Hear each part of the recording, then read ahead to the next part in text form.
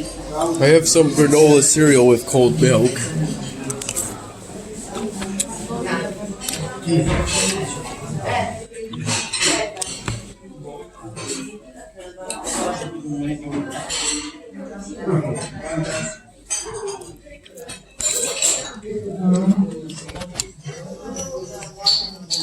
I got a pear yogurt.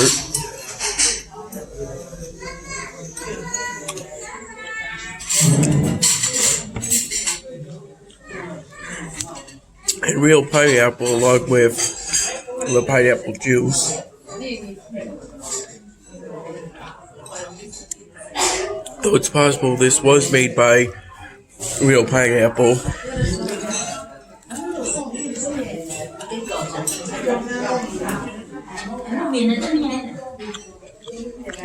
Pretty tasty croissant.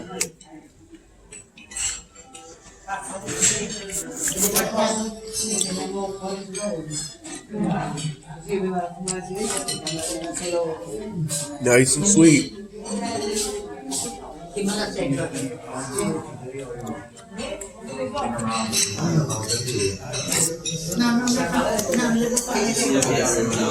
Fruit always has a nice and light, sweet taste to it.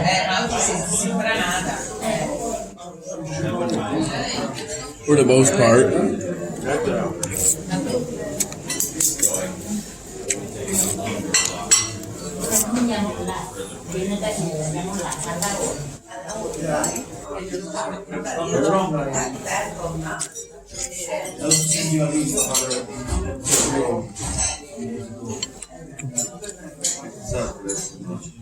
I got plenty of these.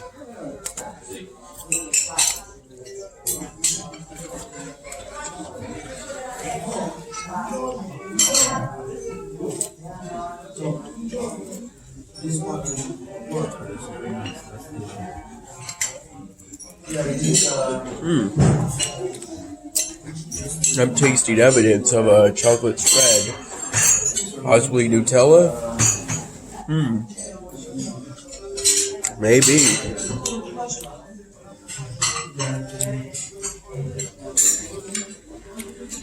I got plenty of rest.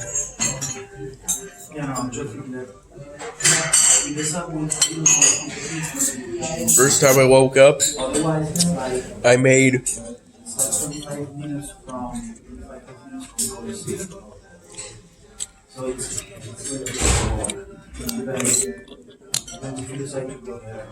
a U-Cut footage video for the 6th day. Imagine my amazement when it turned out to be 3.5 hours long.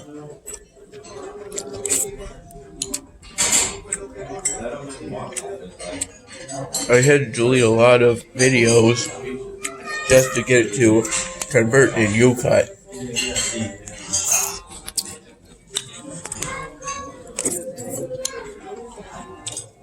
Requiring some 41.7 thousand megabytes.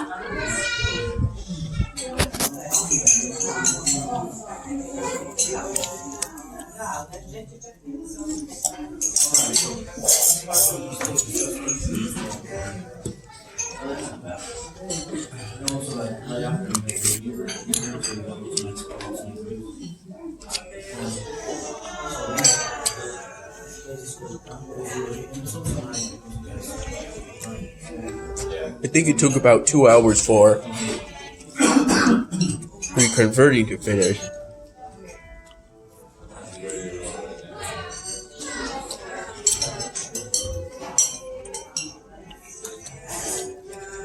I only started uploading it when I woke up for the second time at around 8 a.m.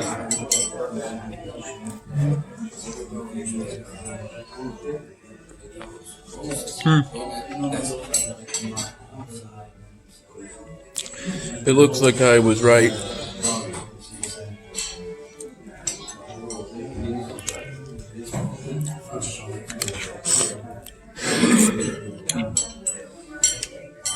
I came to breakfast at the same time as Nadir. Morning.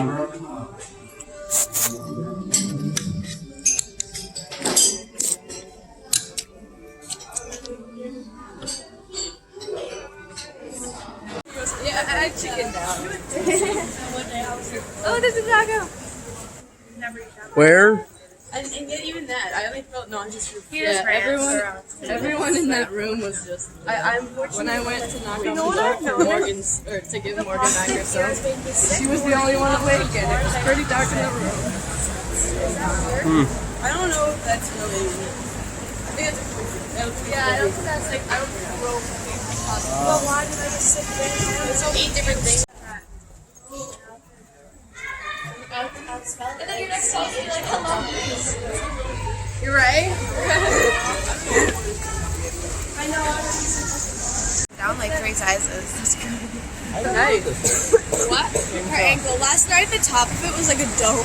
Remember that? It looked like my ankle swallowed like a golf ball. It was like just the top of it that was like big. Is it okay I film that? Yeah, Or it's all right. I'm glad your ankle is better. Thank you. But yeah, it's just a little smaller. Hey, walk. Maybe I should travel out this direction.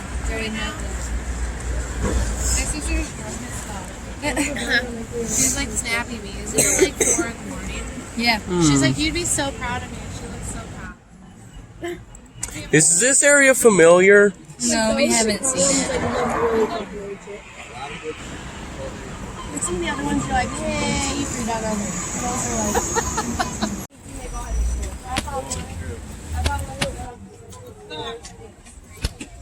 Oh, the spray cleaner.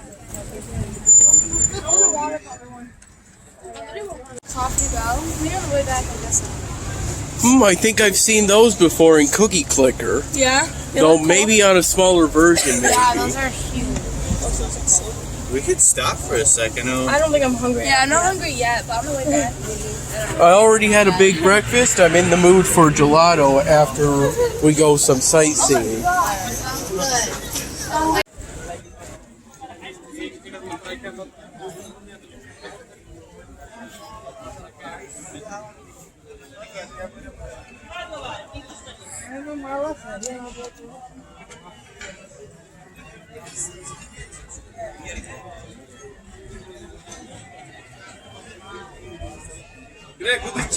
Good morning. Morning. We can taste your truffle. What? Your truffle sauce, pesto sauce. I think I had that when I went out to eat one time during my trip. Where you from? From the United States. America. The president in the drum is a good. What? Yeah, I was currently filming the monument. This is a good selfie. I was kind of more interested in one of those power banks than a selfie stick. Yeah, look, This is the good. dish. Try, no problem. Try. Try it? Yeah, why not? Okay.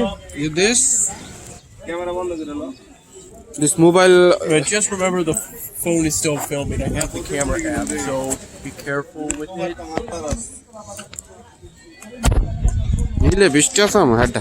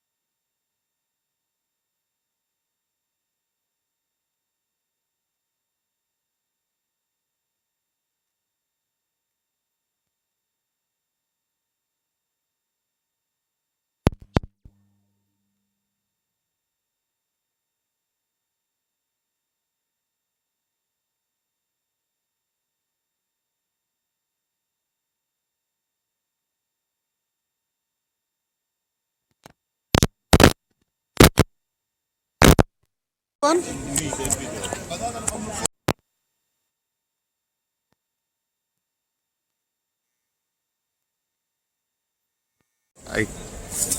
Is it filming? Yep, just cut all the beginning out because we're trying to figure it out. So I got all of this for only 180 euros. What is it? Let's see. I got some truffles, some truffle oil, some balsamic, some flavored liquor that hardly tastes bitter. There were generous free samples even on the liquor. Made me cough a bit due to the rather strong taste in some of them. Yeah. Yeah. These are some gifts for my mom when I get back home. That's nice. Nice. Plus, I got that battery pack, so now there shouldn't be any worry about an extended battery. Yeah. Thank you. Yep. What's the blue? Diagram, sir. For men. For men? Sometimes, yes. Sometimes men we need a more Tyler? Yeah, it's going pretty good. I got some items here at the marketplace. power to men all night. Some balsamic, some liquor. Oh, Liquor, what else? some truffles, some truffle oil. Wow, you're set, dude. Yep. You have a truffle balsamic?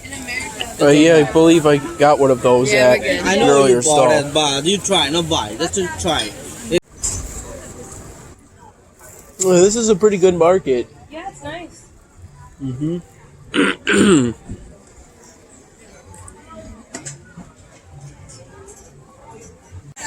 So where did you get your tattoo?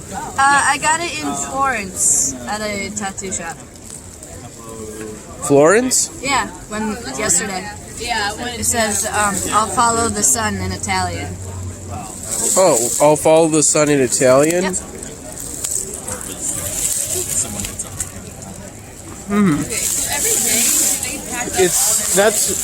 That's why you went to the we went to the pharmacy today to get something to keep your tattoo clean. Yeah, right. This stuff. Dude, this Oh. shit still burns so bad. Your tattoo isn't peeling, is it? Not yet. As Okay. it heals, it probably will. Heels? As it heals, it probably will, yeah. Okay. Look at that.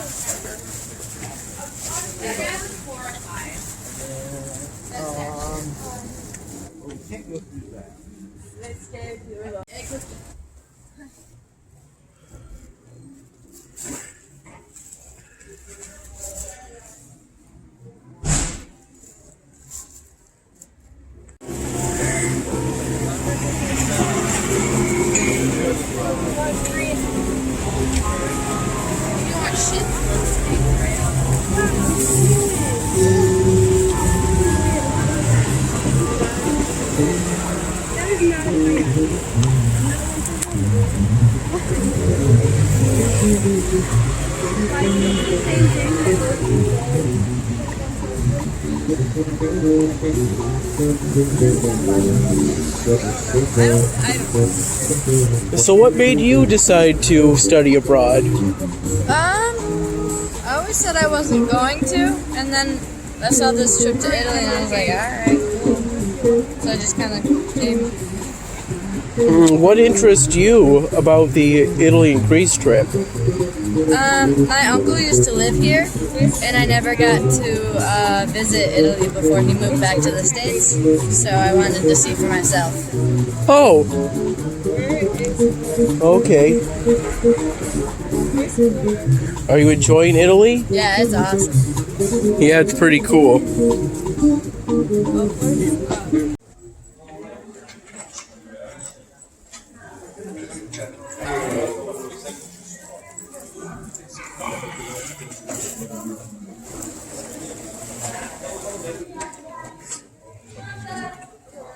Oh.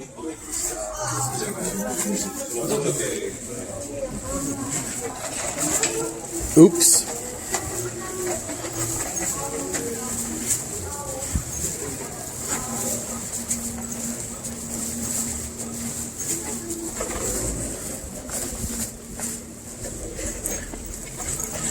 The graffiti's pretty good here. So what is that? It's like an amaretto almond cookie, I think. Did you use your card to pay that for that? Nope, I used euros. I used the change. Okay, because I don't want to get any information about your credit card. You gotta eat that now. Fine. And then I got a... Is it okay if you accidentally film a license plate? Yeah, Yeah. you're fine. I mean, yeah. People do it all the time. And then I Okay. got a mini Nutella Oh, cannoli. that's so cute. I found Mini, that. Yeah. Yep, and that was all I got. How much was the mini cannoli? $1.50. Well, the last gelato I got cost me €7.40. Oh my god. But it was really good. It cost you how much? €7.40. Yeah, I bought one for €9 the other day. A gelato for €9? Yeah. I bought one for €10 once. Yeah, we got one for 12 once. Yeah. Got a gelato for €12? Yeah. Oh yeah. That was rough. That was minus It was very pretty though. Yeah, it was worth it. It was worth it, yeah. And it was a fun experience. All right.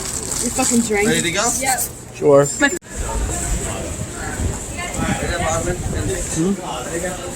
What?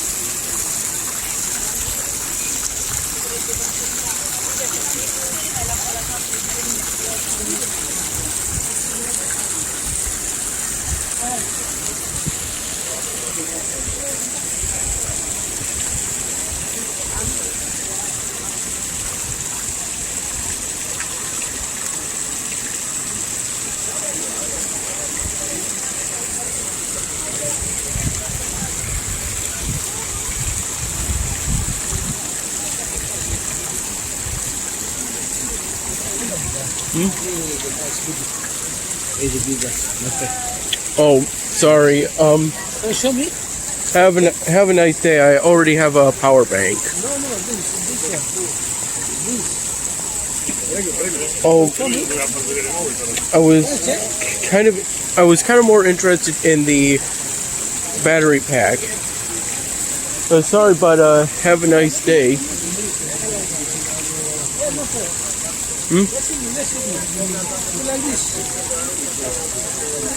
Not really. I'm not really interested. Sorry. All people like this before. This bigger. Like this? Show me.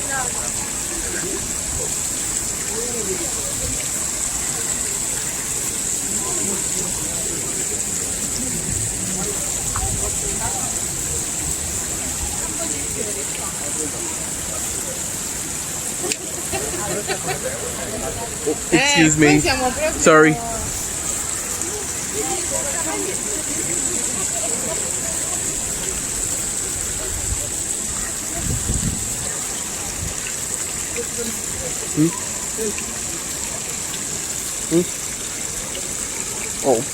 Oh, sorry. I already got the power bank. I'm currently filming the monuments in the plaza.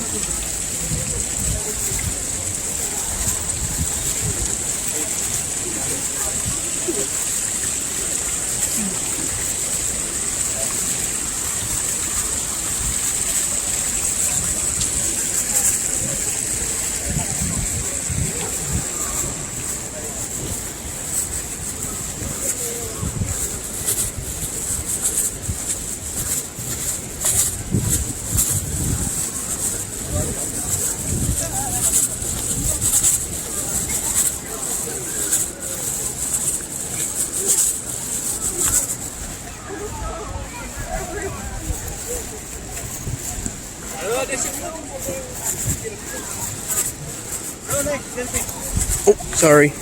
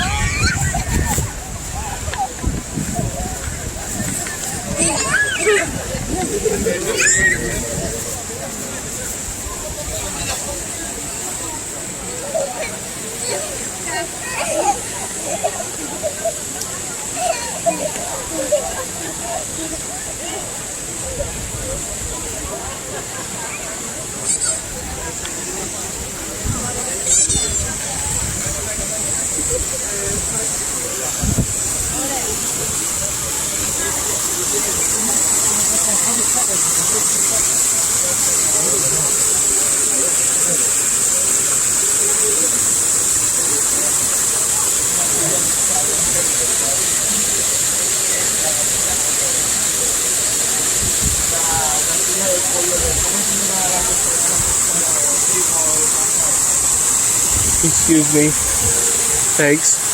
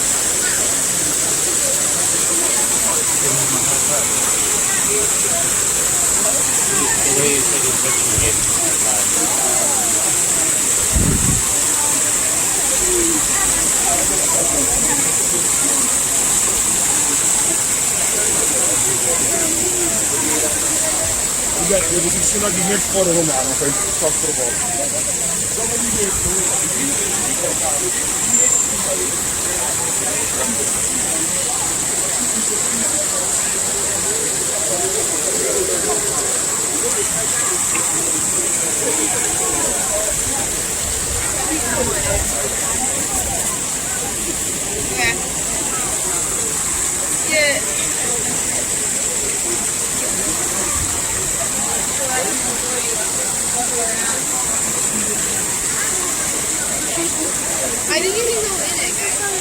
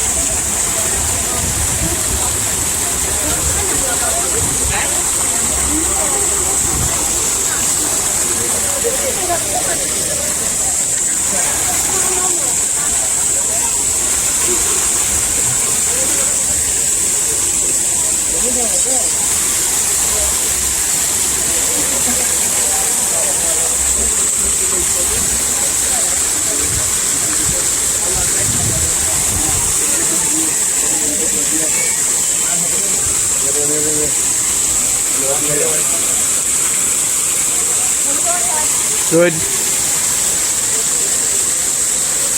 I think I've got just about everything on that monument.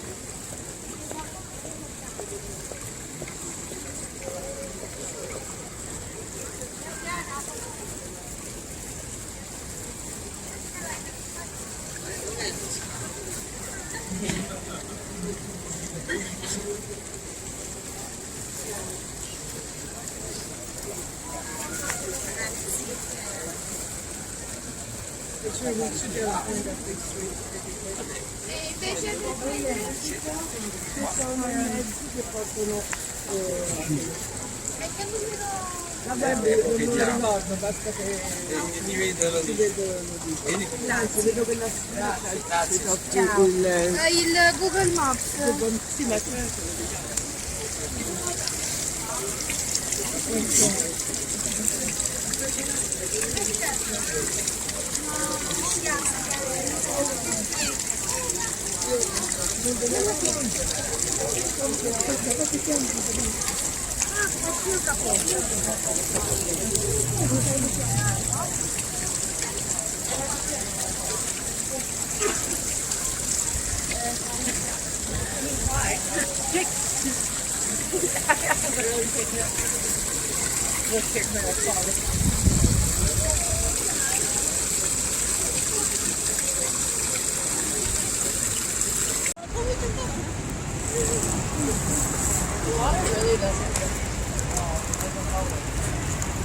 It's a shallow type boat. It doesn't really need too much.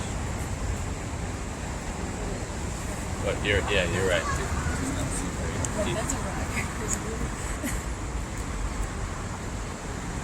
Oh, kinda? Like a walkway that kind of went off. Yeah. What's the other bow?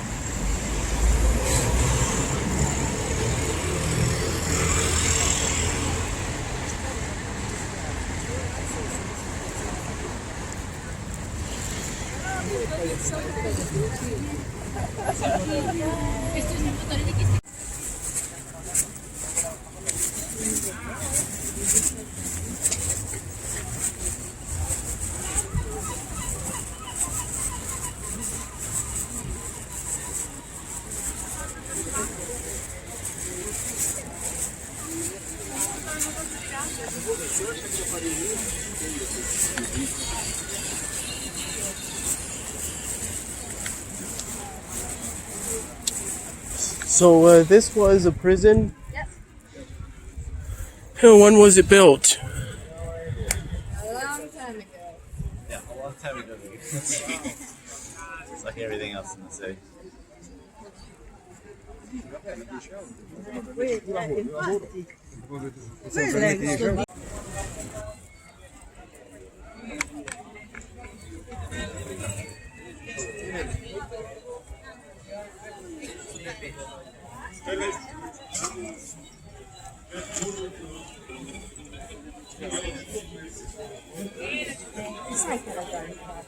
This is the most relaxed I've been with the tattoo. Every first 4 days, I watch it every 2 hours.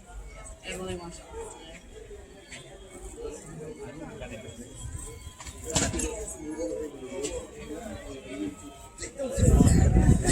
Their buses are either really big or really small.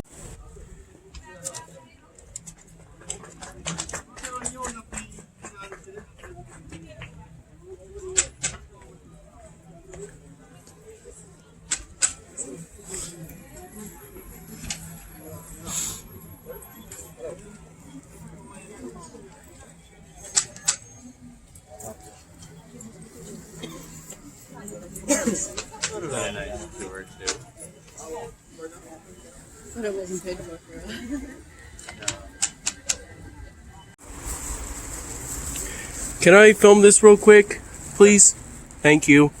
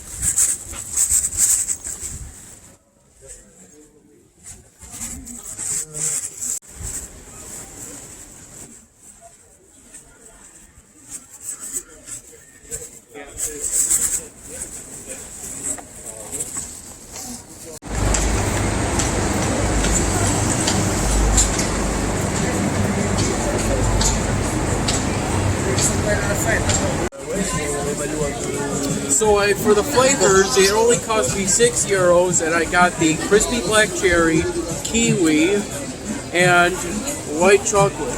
And I got 2 biscuits for this one.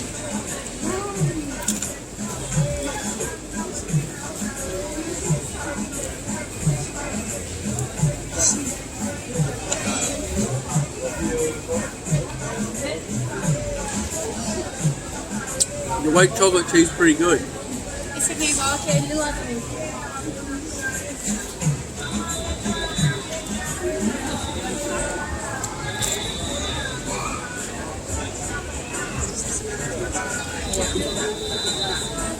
Oops.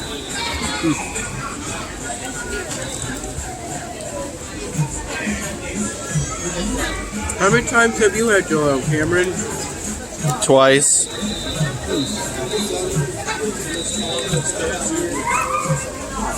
How many times is this one? I think this is the 8th time. This is my second. Your second? Yeah. The kiwi and the white chocolate flavors taste very good. Thanks, Cameron.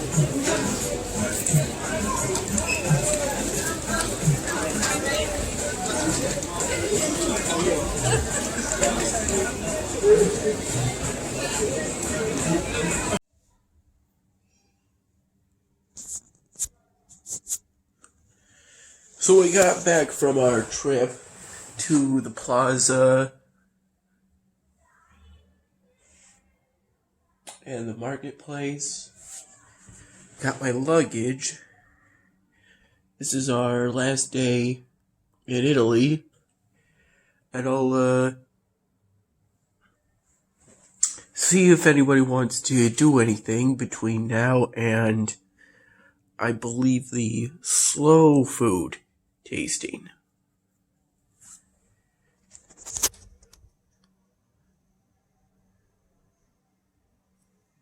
What flavor gelato is this? I got coffee on top of vanilla, so it kind of tastes like a nice little cappuccino.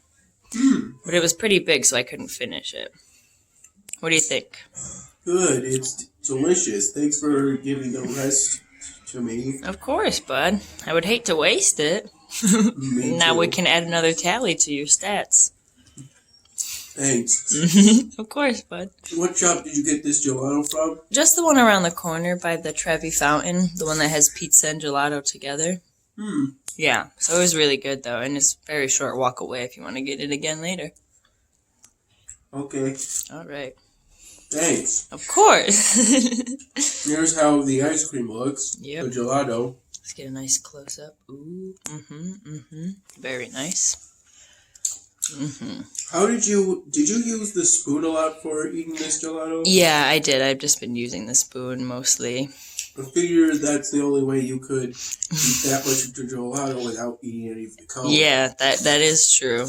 I kind of like to save the cone for last. It's like a little after dinner treat kind of thing. The waffle cone? Yeah, I think so anyway. But it's also good. I like it when it soaks up some of the gelato so it gets softer a little bit, you know? Very good stuff though. Thanks. Of course. Do you want me to cut it?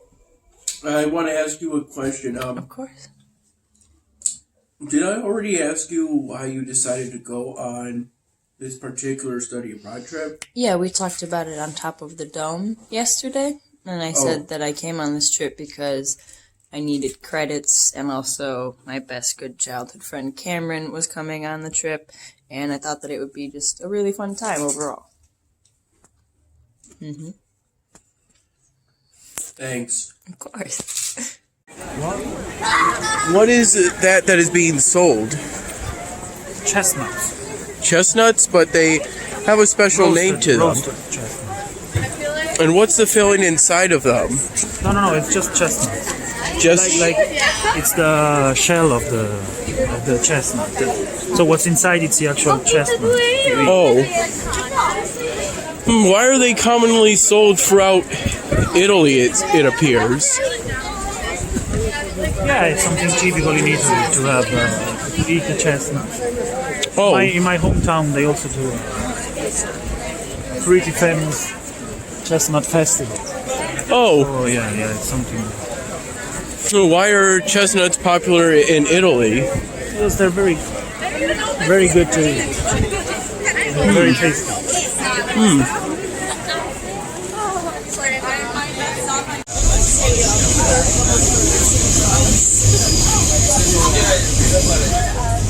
You just have meat. No. So I gotta be the one that got it.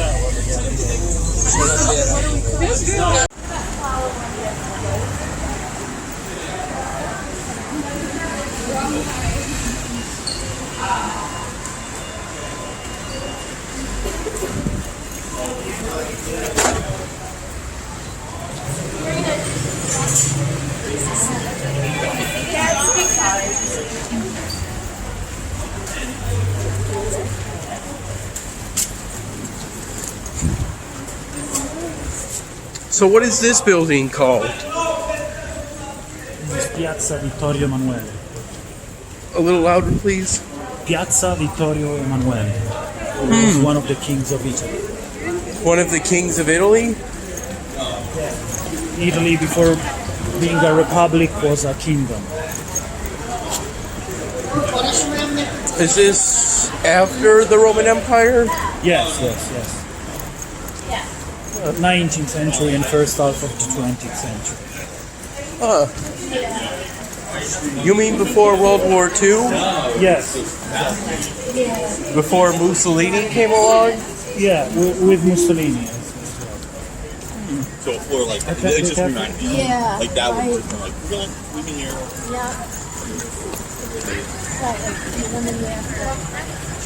Right.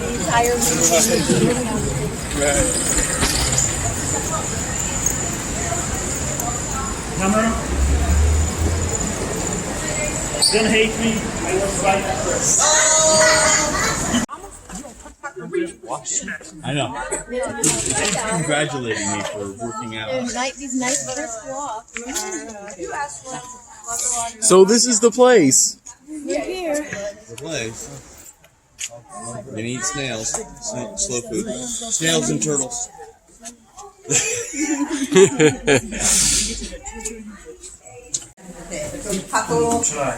I have a chair.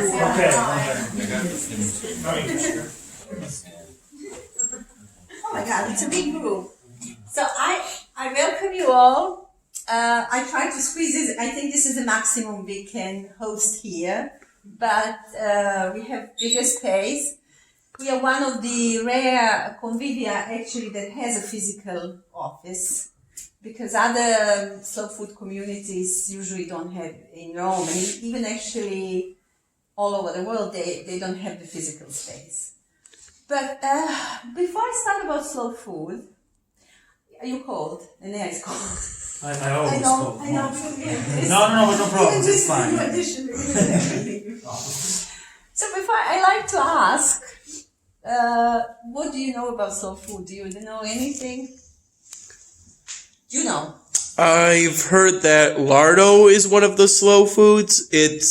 I believe lardo is something translated to mean pork fat, if I'm correct. Yes. And how does that relate to slow food? I found on Google Scholar, I found an article that discussed slow food, and I believe it listed lardo as one of the examples of slow food as a endangered food. Oh, good. So you did some research before. Yes, I did some research as part of our pre-trip prep. Pre-trip prep. Yes, we were meant to answer a series of questions, do a series of activities before we left for our flight to go to Italy and Greece. So you were not allowed to come here before you did the preparation? No, you're supposed to do the pre-trip prep before coming. Just kidding. So I was going to that a little bit. So maybe honoring some traditional methods of preparing foods and being present while we eat, taking a few breaths maybe before we eat, and enjoying it and smelling it, tasting, slowly, and not wolfing it down while we're doing something else. Okay. And I'll just ask General, what are you studying in different subjects, right? All different. All different subjects.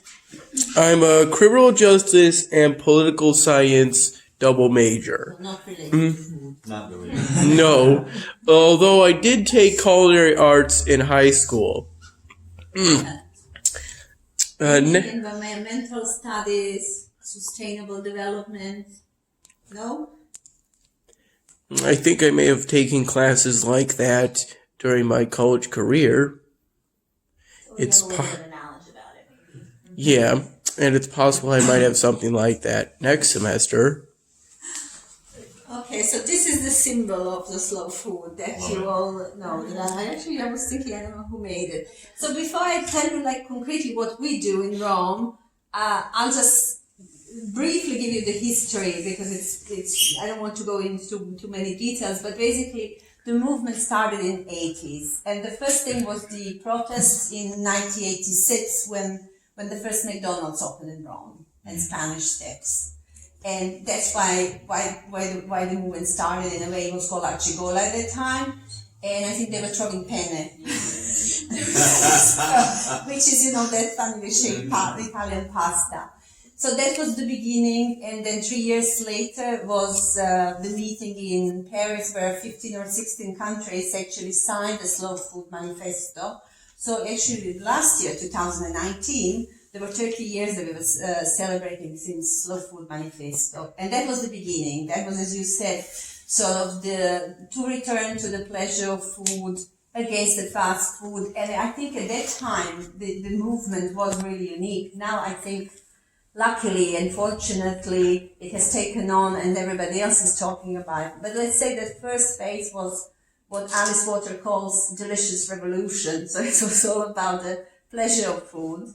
Then the second stage was try to raise the awareness about the natural resources and human resources. That's how the movement developed. Then the next big growth of the organization was in terms of safeguarding, what you actually mentioned, is safeguarding animal species and animal breeds and plant species which close to extinction. Basically, not just that, all the agricultural products which nobody else, everybody stopped or is at the threat to be not produced anymore. And that's how Slow Food Presidia was created. And I think that's the biggest slow food project. It's maybe the most abstract one to explain to people because of that name, Presidia. But it's also the project which is the most important because it has biodiversity in its heart. And it started in 1999 in Italy.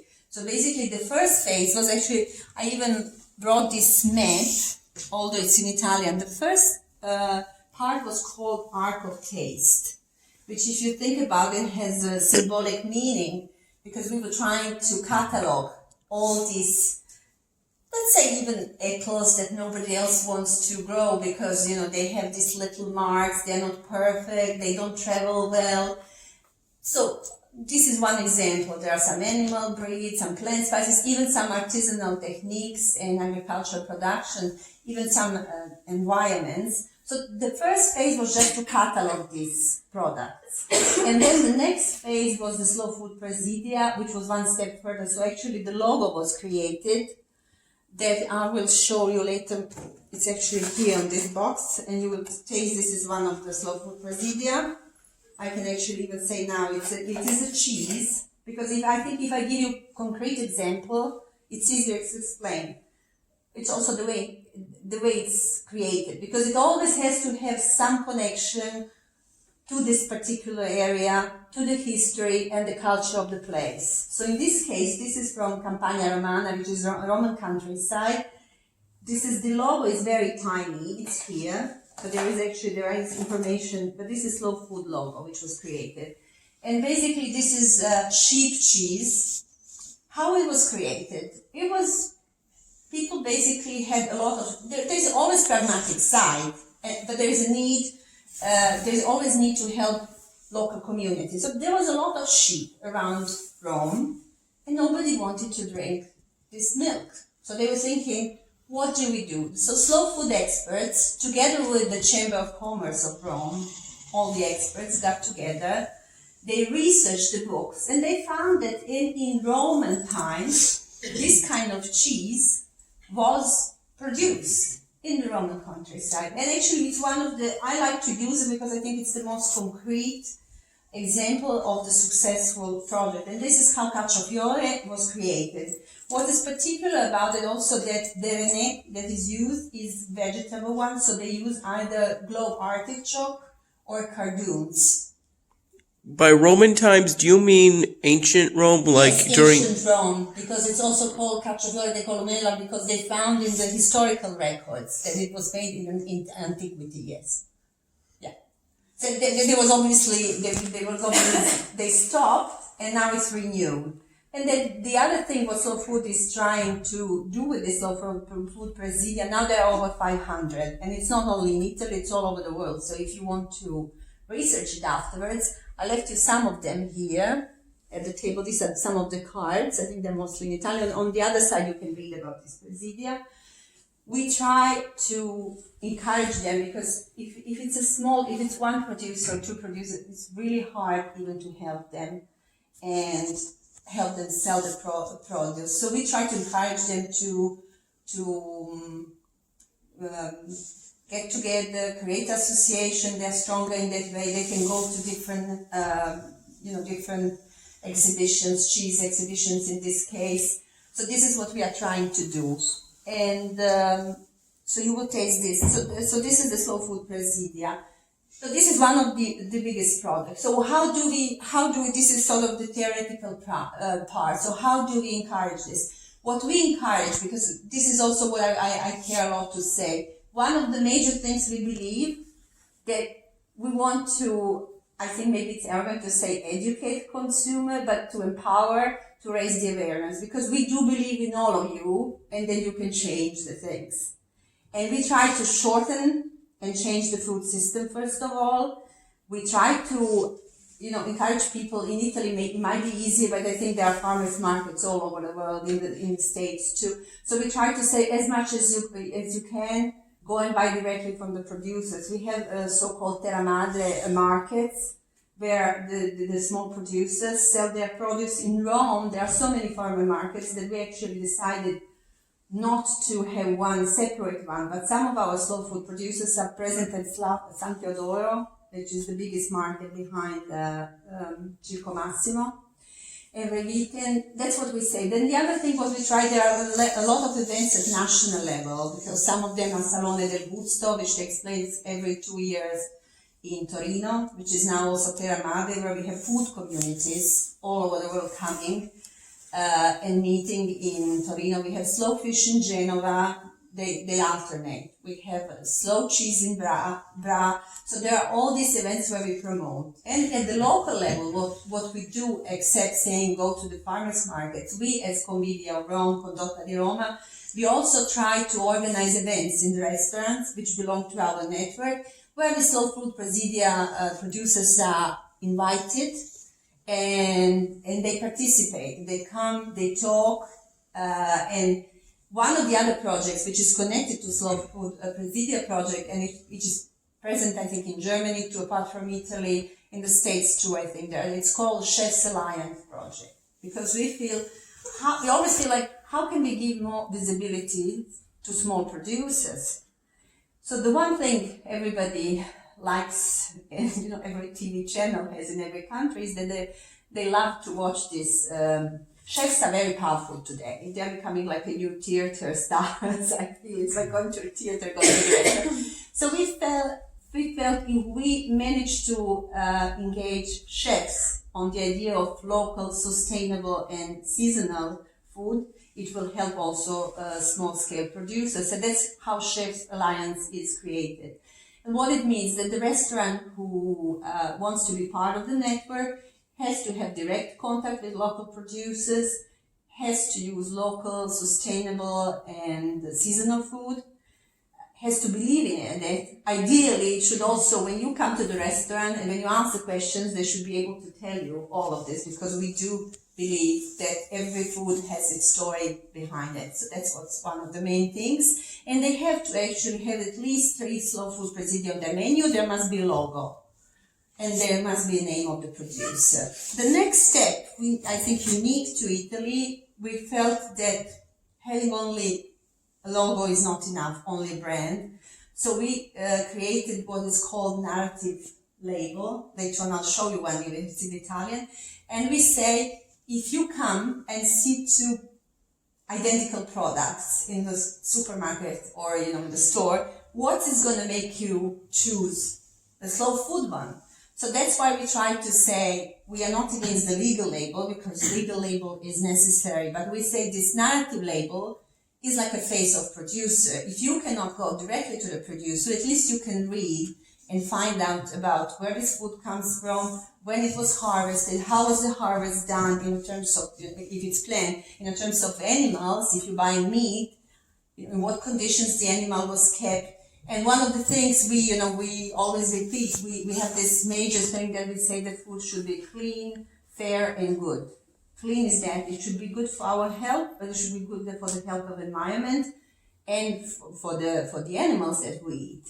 So there's a very holistic approach to it, and it should be fair, which means that the consumer should try to not to look, because when we say this is cheap, is this the real cost of this food? Every time when you reach for something, we're just trying to make you ask questions. I know it's hard, and some of these products, because very often we are actually accused of being elitist and that some people cannot afford it. In Italy, I think it's easier because the presence of the markets and is so hard. But I think the question is that you always need to ask yourself. I'll just give you one example. Recently, there was actually an article about the salad, which is packed in those plastic bags, which is nicely done. It's washed for you. You don't have to do anything. Different types mixed together.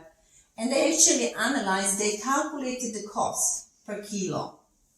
So even what seems cheap is actually you are paying 10 to 20 times more. Not to mention the packaging costs for the environment, the transport costs. They did the research that most of it, because they have to time it, so they have different types. So it comes from different parts of Italy. Most of it comes from the greenhouses. This is the other thing. So we actually very much in our campaigns try to raise awareness on all of these things. And one of the things concretely we in Rome also do, this office, even if it's tiny and it looks like storage, one of the reasons is also that there is Gruppo di Acquisto Solidale, which is very similar to, I think, community-assisted agriculture. The groups of citizens, basically, in this area, in this neighborhood, who get together. They choose, we don't influence them. They choose producers they want to buy directly from. I think there is an annual fee of 10 euros. There is an Excel sheet that one of them runs, and all the producers deliver here. So they use our office as sort of to have a place for producers to come. And I've been here because we also have volunteers covering the hours, and I have to tell you, it's a lot of work. I came once when the Passata di Pomodoro came, and it was from cooperative in southern Italy. That's one of the other things we care a lot about. Because in the agriculture there is a lot of illegal exploitation of migrant workers, and this cooperative is one of the examples how migrants can actually get help, get fair pay, and you as consumer pay fair price. So it's called Funky Tomato. But it's a lot of work because there were boxes and boxes here, and we had to sort it out. So we spent 2 hours sorting out who ordered what and all of this. So these are some of the things. But I don't want you to fall asleep. Maybe you ask me a question, and then I continue, and then we go to the tasting. Because there's a lot. I usually like to ask very annoying questions. Like I'm always curious where do you do your shopping? Today I went to the local marketplace at the plaza, and I got... A Campo di Fiori. Yeah, I got some truffle sauce, a few varieties of truffle sauce, some truffle oil, some balsamic vinegar. Would you consider it a slow food if I were to buy some Oh, I don't want to pass judgments. If you buy some pasta from Wegmans and prepare the pasta and add some of those things I bought from the market, or would I have to make pasta from scratch? no, then we are not that extreme, of course. You mean if you use dry pasta and just make the sauce yourself? No, of course. I mean, there are people who make fresh pasta, but there are limits to like what time. And also in Italy, it's so easy to get good pasta that there's no need to make it. But I meant more where you do shopping at home. I know here now you're gonna go to all the local markets and everything. My family primarily goes to our local Wegmans. I believe it's a smallish chain that's typically found in upstate New York. Wegmans.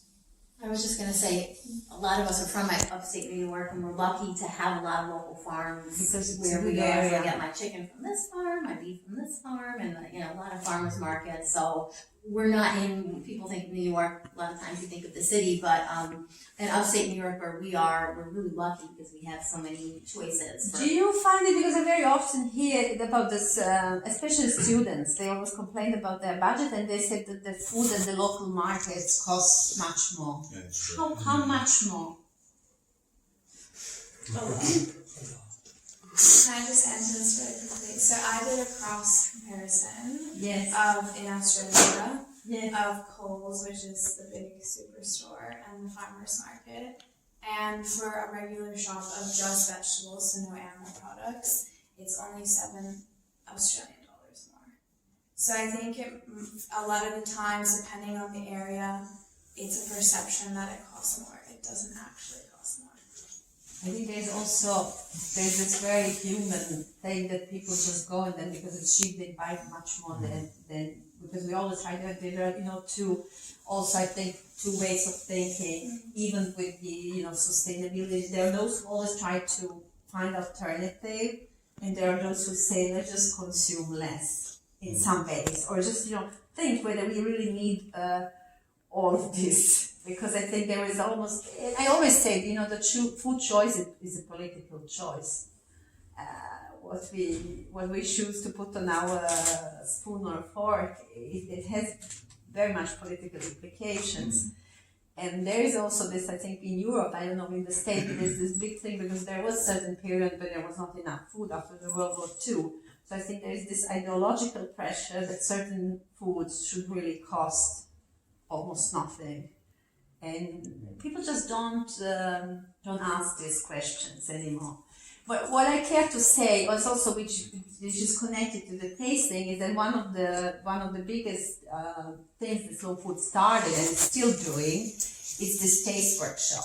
Because we do workshops on everything. So there's the cheese, there is wine, there is beer, which wine and beer will always be. Now there is, for instance, big demand on artisanal beer workshops. And I personally think what people are willing, that's why I say it's a matter of choice. What are they willing to pay for artisanal beer comparing to extra virgin olive oil?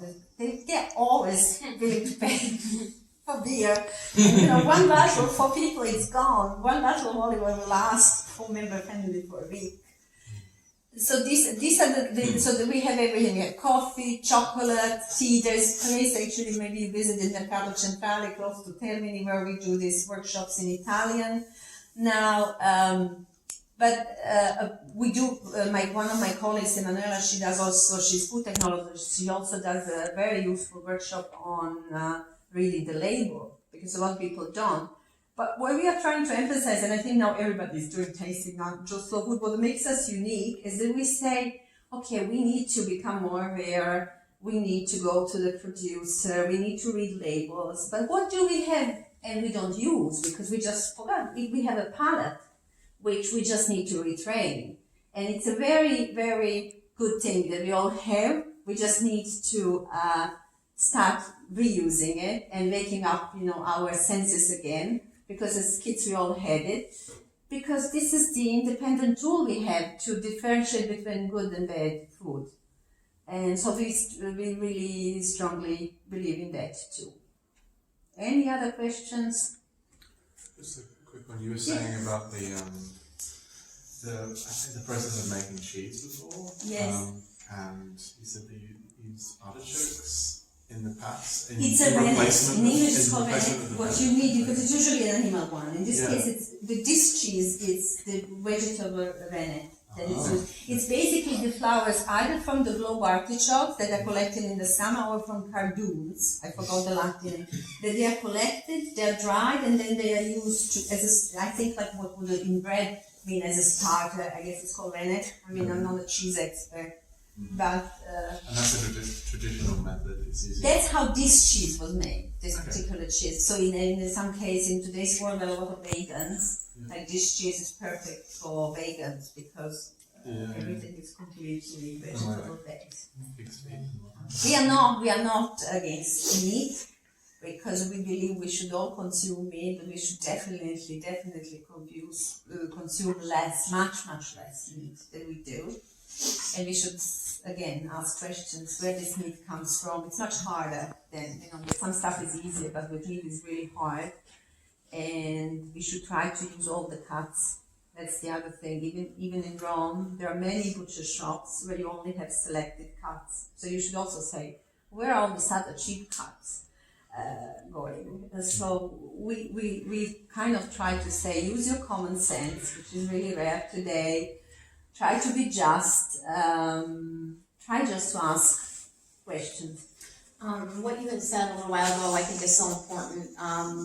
The political aspect of this, because using your dollar to vote, because people follow the money. They always follow the money. So I think why we have so much more natural food section and organic food and the farmers markets are coming back is because Coca-Cola and Pepsi, they're paying attention.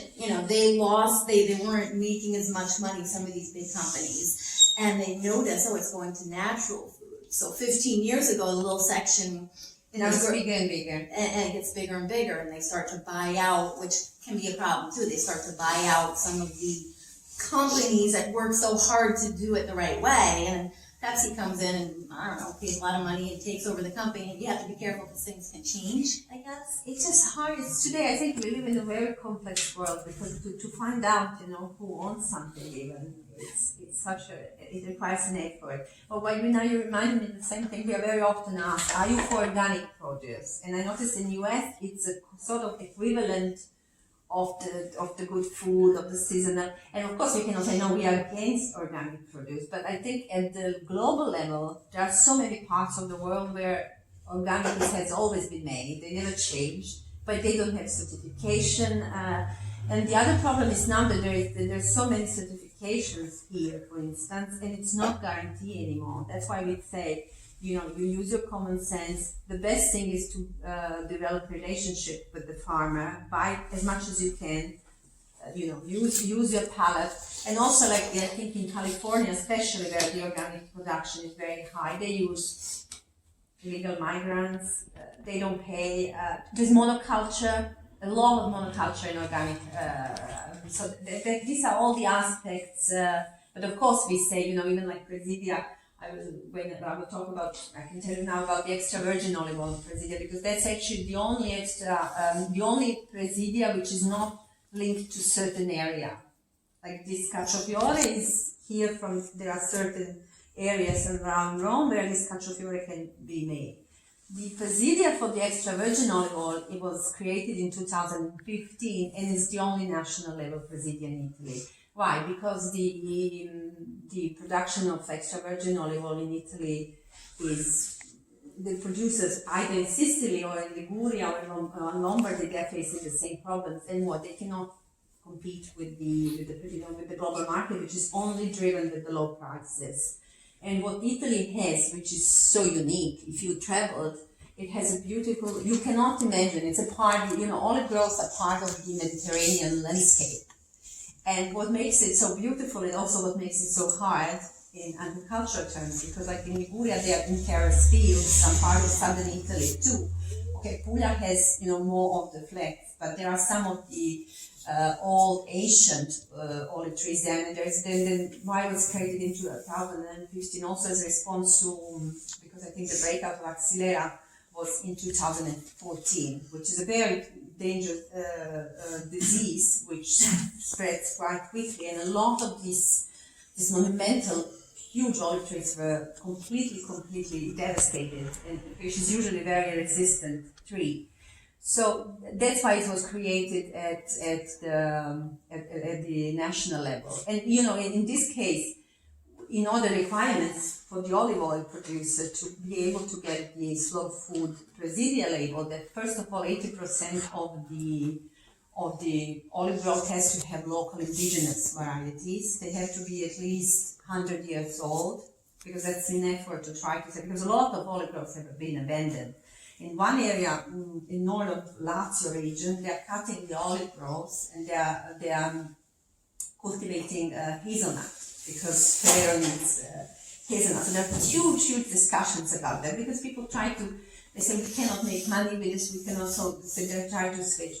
And the other thing is that they cannot use neither herbicides, neither they can use synthetic fertilizers, they cannot use agronomic practices which cause landslides, erosion. A lot of that is done, I think, also because in some ways there is a wisdom of the farmer, but there's a lot of farmers who once when they got the equipment, they just now feel they have to use it all the time. So there is a lot of that. So that's how the Presidia is created.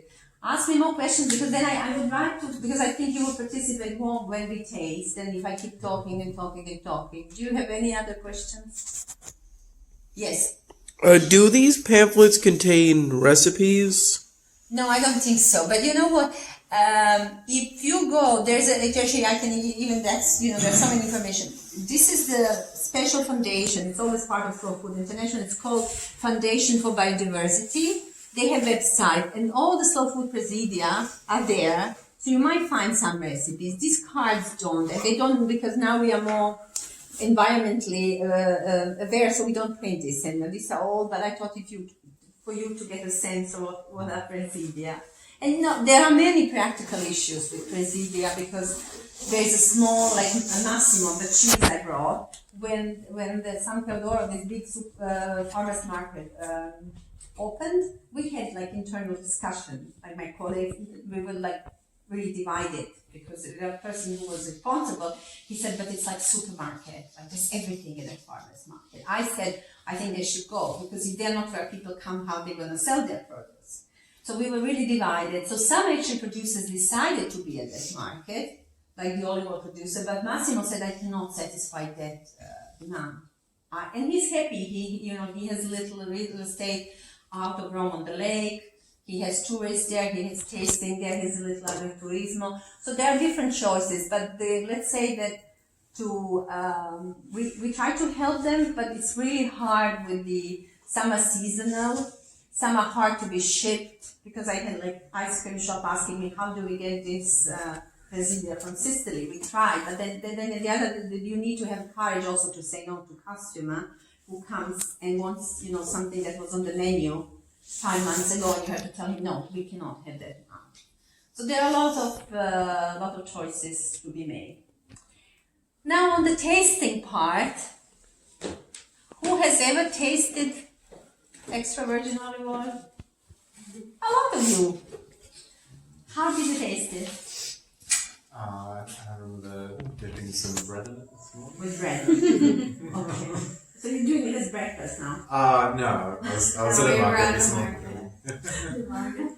I like to usually drizzle into sauces or over vegetables or salads, like after the sauce is already cooked, just to like drizzle some in for flavor. By the time it's called crudo. Okay. But what I meant with tasting, you see how we see the tasting differently? It's sort of what we are used to, because I live in a completely different. When I mean like, okay, did you do wine tasting ever? Always. But not when you go out with friends and drink wine. When you went to like guided tasting where you were taught how to taste. You did that. How did you do it? How did I do it? Yeah, explain. Oh, I smelled it, you know, you do that shit. Hello. Sorry, just filming the speaker. You smell it, you do the shaking of it first, and you also learn the history of it. And then we always had like a little bit of something on the side to eat to like clear your palate. And then you would compare it to another one. Okay, and did you do the visual part too? The vision? Yeah, like visual, like before you smell it. Once, because I've done it a couple of times. So. Because usually in wine you do look at the color, because color is important. Okay, the others? Just drink it too. Say it here. Okay. So what happened? I lived in California for 10 years, so I did a lot of wine. A lot of that. With wine and the olive oil. And the olive oil, because California is excellent olive oil. Actually, this was in Northern California at UC Davis, which is an agricultural college, very much in part of the California olive oil production. When I was in Seattle, I think it was 2 or 3 years ago, I tried very hard to find California olive oil in the supermarket. It's just starting. And it was all fake Italian Right. olive oil. No, they're starting. Shells. They're starting to produce it in the past 10 years. Yeah. So you all like mostly tasted, but has anybody tasted olive oil from the cup, like on its own? Mm-hmm. Yes. Why do you think we have to do it that way, or at least try to do it? I had students who refused to do it. They said, no, I just cannot do it. It's seasoning. So my dad always used to do that if he got like something new, because he'd be like, I need it to match what I'm gonna make, if that made sense. Okay. So he would be like, if I'm making like a clam dish, I need it to taste like a specific sort of way, versus if I'm gonna put it in this like just a red sauce. Does that make sense? Yeah, it makes a lot of sense. I mean, I wish everybody does it this way, but of course it makes a lot of sense. We just cook automatically. Some can have a bit more of a grassy, flavor to it and scent to it, and others less so, more citrusy. Yeah, I mean, What I'm thinking is that there are different varieties of olives, right? Yes. And depending on not only what olives you use to make the olive oil, but also maybe the exact concentrations of the other ingredients you would use, and maybe the conditions under which the olives were grown. Olive oil varieties can taste different, and smell different, and look different. So you know a lot about it. No, because a lot of people don't even think, because they see it as a seasoning, and it's, yeah. I mean, the thing is, you reminded me, thank you for reminding me, Italy has the highest number of varieties. Technically, they're called cultivars. They're over 500. And it's a huge biodiversity, and I think Italy has to, even when you think about it, this the rich thing it has. In terms of flavor of the olive oil in the cultivars, yes, that's one of the important things, is the type of the olive that is used. But it's very important, and now it's also, since technology and production is, of course, becoming more sophisticated, there is a huge issue with climate change too. As you can say, we used to say 2014 was disastrous, and I'm thinking we're going to have to stop saying this, because every year is so extreme that it makes no sense to say that anymore. But let's say variety has its characteristics, but there is a lot about the harvesting time, which influences the flavor. When do you decide to harvest? And of course also how do you use machinery. But why do you think it's called extra virgin? Have you ever asked yourself? You did probably. Can I take a guess? Yes. Perhaps maybe the extra virgin is made with less ingredients than, say, the normal version of olive oil. I don't want to dive into it being more organic, because organic food wasn't always popular. I'm assuming extra virgin olive oil existed before organic food really took off. So I quickly came up with a different explanation to try to get at the root of the presentation, so to speak. So again, my guess is that extra virgin olive oil has fewer ingredients than normal olive oil. What could the ingredients be? Kind of like Tyler, I'm just guessing myself, but I mean, virgin usually means pure or something like that, you know what I mean? So, excuse me, I'm reading here. I would assume that it means that it's like filtered quite a bit more, or more kind of just pure olive something, I don't know, just more pure than a normal olive oil. That's my guess. So. Okay. Maybe something to do with the temperature that the process at, a little colder. That's the cold press thing. Oh, that's that the we cold use a press, lot. that has nothing to do with Also, which doesn't make sense. It's a marketing trick. The cold press, because today if you want to make, but I'm not going to jump. So basically, I mean, but what do you think? I'm just puzzled when you say ingredients. But what ingredients? There's only one ingredient, and it's olive. I think he's referring to like components that go into creating it. You know what I mean? Like maybe they're just the flat basics. You know what I mean? Instead of adding more ingredients. Is that what you're talking about, Tyler? Maybe virgin is like the basis of it instead of adding more ingredients and stuff like that. Perhaps. I mean, I don't recall if there's a lot of juice in olive, so maybe I'm thinking that there has to be some kind of way to get the pressed olives to be some kind of liquid form, and maybe adding some kind of mild balsamic vinegar or something like that. The thing is, you're not completely off, because what they, there is a lot of adulteration in the world of the extra virgin olive oil. That's one of the reasons why I got interested, because people don't know, and it's amazing, because it's the most control in the European Union of all the food products. It has no controls and everything, but still somehow at the market there's a lot of fake extra virgin olive oil. The extra virgin is basically because it's virgin, it's just the juice. It's the same as you think if you go to any Italian bars.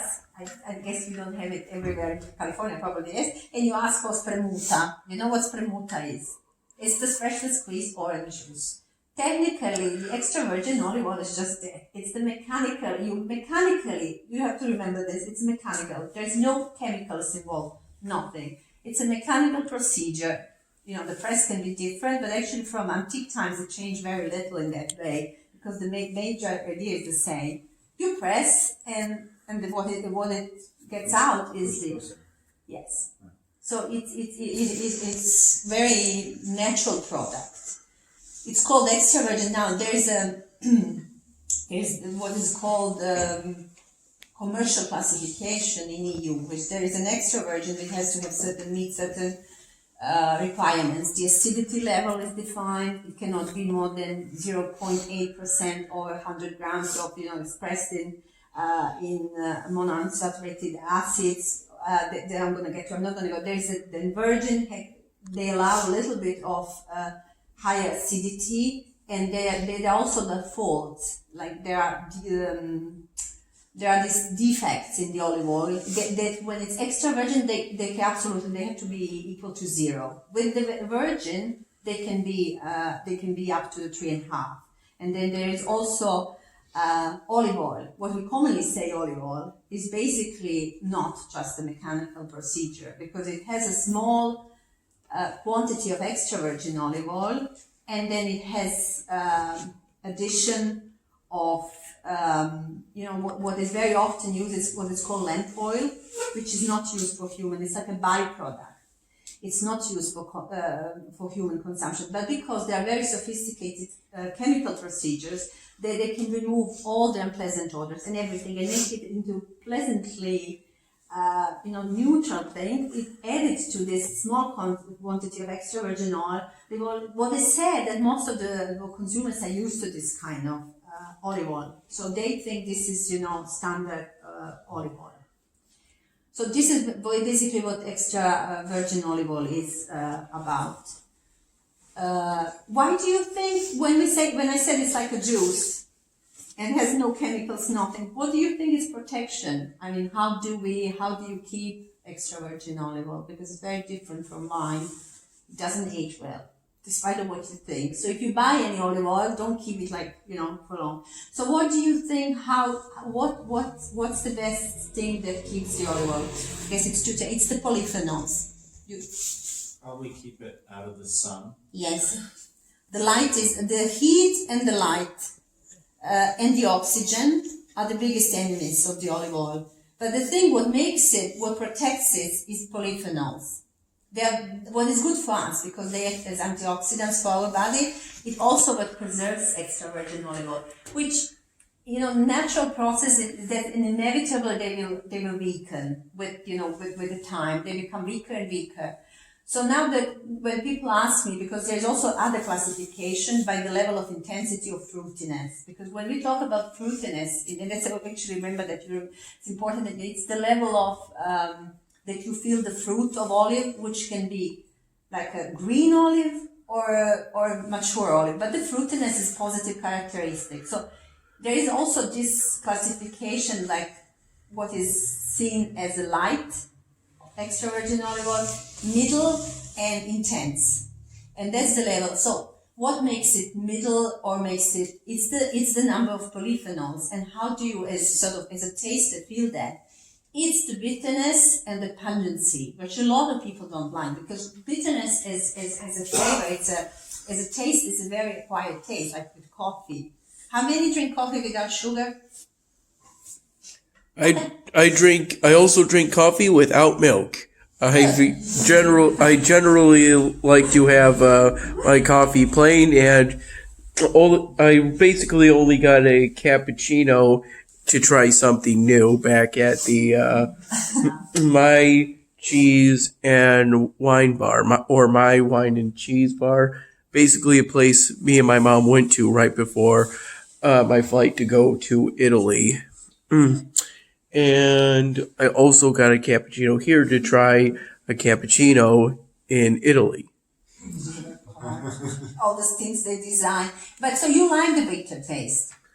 I like the bitter taste of coffee, and I've also gotten espresso here in Italy. Which is different from coffee you drink at home, no? Yeah. Okay, so basically, bitterness is also this. If you buy an olive oil, I can tell you, as a consumer, you might like the milder ones or like light ones. But in terms of how long it's going to keep, just keep this in mind. The bitter it is, and more pungent it is, it will have a longer shelf life. That's just, I don't want to influence, because now there is a lot of tendency of making it sort of bitter and pungent. And where I go for monthly tasting, she's a chemistry professor. She has a lot of experience, and she always says, "Be careful. That's what we did by Rick wines. They all became the same. So let's not do the same with olive oil." So, but there is a tendency. She accused us last time in the panel that we were penalizing the light olive oils. So you just keep in mind, right, when we go and taste, that the pungency, and I should actually speak a little bit more technically. So there is like visual part, which you forgot that you did with wine, but you did. With the olive oil, we as Slow Food, we do the visual thing because we believe in biodiversity. And as you said, go ahead. I'm going to assume that the darker the olive oil is, the more pungent it is. No, it's not really related.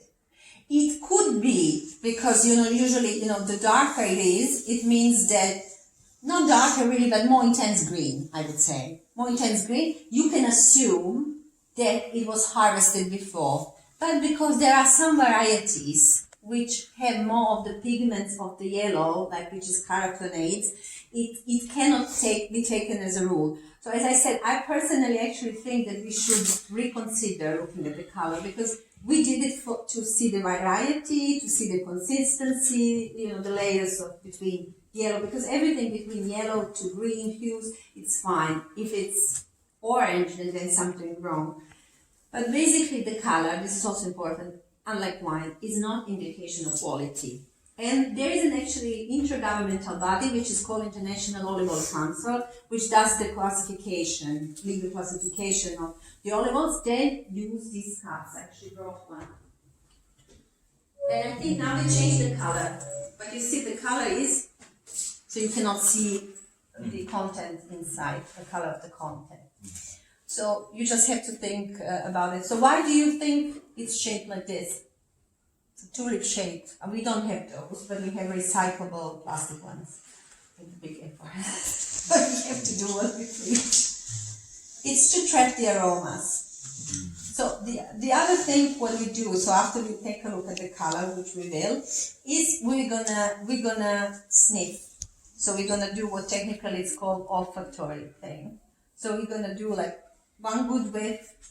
You know, some people use one or the second one, but I mean, what is important, then you don't overdo it. You know, you can do it once, twice. Why do you think it's important not to overdo it? What will happen if you keep putting your nose straight into the cup? Your own smells like.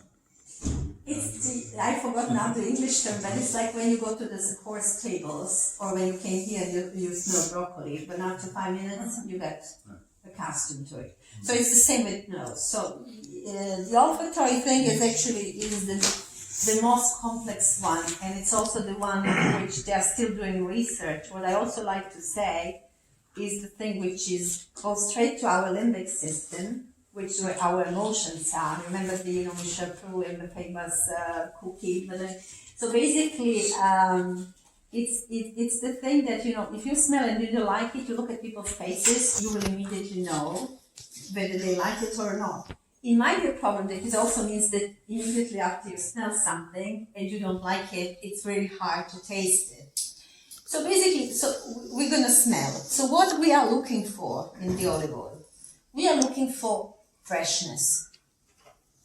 And the freshness is just freshness. Freshness is always a good sign with olive oil. Freshness, you think about freshly cut grass, you think about, green olive when it's picked up, you think about the artichoke, you're looking for some sort of freshness. And now there are families of odors. So you can have, green olive, you can have mature. You can have the green part, the stalk of the tomato, what is it called in English? That smell, but the smell, stem. So you're looking for those kind of smells, or a smell of chicory, of rucola, which is rocket in English, right? Salad. So you're looking for these smells. So these are kind of vegetable, herbaceous smells. Then you have the family of fruits. You can smell green apple, white apple, not as much as in wine. Sometimes even some red fruits, some peaches. Then there is a family of dry fruits. Very often you have pine nuts, almonds, more in the mouth though. So we're going to do smell. Then there is the part of the tasting. But I'm going to just go and give you the olive oil. So then we're going to move. But before we go to the olive oil, I actually brought you this. Because I always think, as I said, that we don't smell enough. So I know this sounds offensive, but I want to, because these are just some of the smells that you can find in olive oil. I personally felt it's really hard to smell it on, but you have to try. So please feel free to touch it. This is, I have to say, out of season, but it's really important because it's very often found in olive oil, so I purchased it. So just try to sniff it, because what very often happens, we don't have this olfactory memory. First of all, I think we as humans, we are so distracted by sights and sounds, so we don't smell a lot. We are not used to using our sense of smell.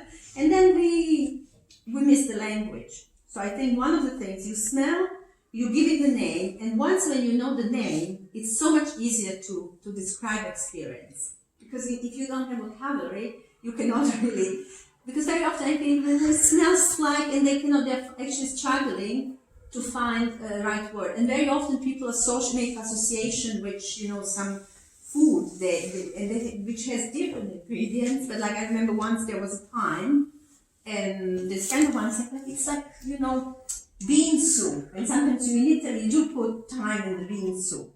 So there are these kind of things. So I think if you really want to do this in the future, you need to start smelling more.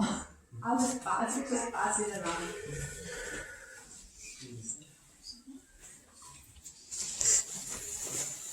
And remind me at the end that I want to take a picture from there. You want to take a picture of the group? Yes. Oh, okay.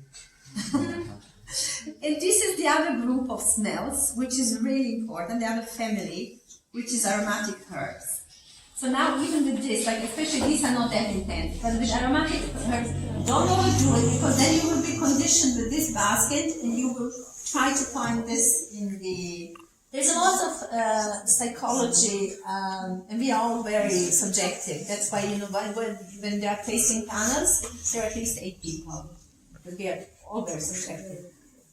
And there, this is for you first time. Yeah. Because Jada is convinced that she's non-taster, that she cannot taste. Really? Okay, Yeah. I'll try that. I have a question. Yes. What made you choose the snail over the turtle? Oh my, I was not the one to choose. It was ladies. I was not even into. You think turtle is more symbol of slow life? Well, a turtle is slow too. Are snails faster than turtles, though? Perhaps. That's a nice way of thinking. I like it. Is it you? No? So you think turtle would be... but snail is very cute. Oh no, I don't necessarily think that. You think turtle is slower? No, I don't necessarily have an opinion on snail versus turtle. I'm just asked that as a question. We have to ask how you think came up with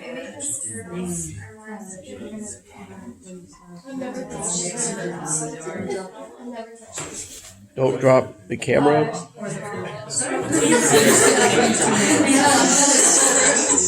But don't worry, I can hold the camera with one hand. That's what I mostly do, so both arms don't get too tired.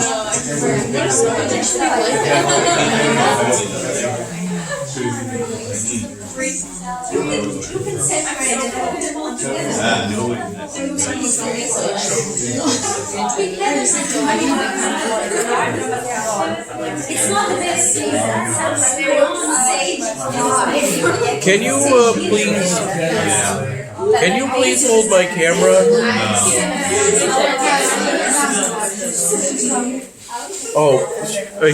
Can you hold my camera, please? I warn you, I'm not very good in. What do I need to do? Oh, you just hold it in front of you like that, and try and get. Maybe I should do it. Oh, give me the camera, please. Oh, okay. Yes, I think it's I interrupt you. Sorry if I interrupted you. Yes. No. Beautiful, beautiful. I love the It's gonna be in the vlog. It's like interesting. His YouTube videos are great, so I gotta. Yeah, a number of years ago. Alright, take a little too much time, guys. Come on. I don't know if it's not like keeping up with the Kardashians. I like this one the best. See the difference because they want rain from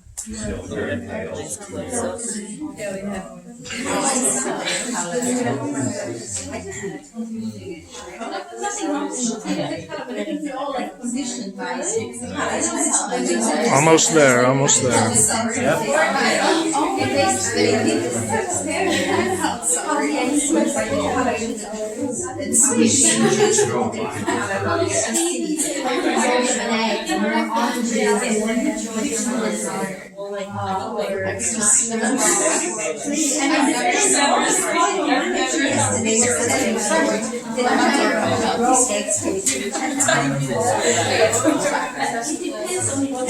Kind of earthy, but not like a mushroom, you know.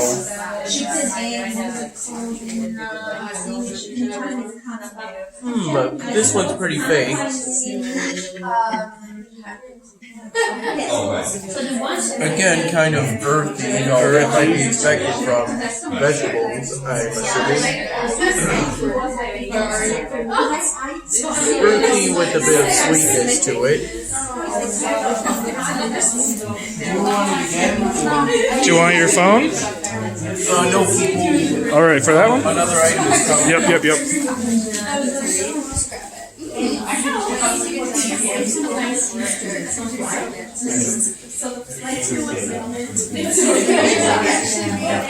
Just be aware, I recently had a cold, so take my opinion with a grain of salt. Okay. I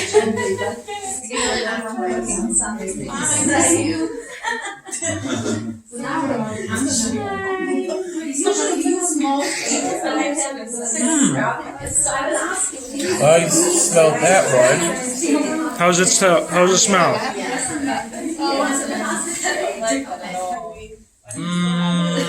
An earthy Parmesan cheese smell. Parmesan cheese. It made me think of that for some reason.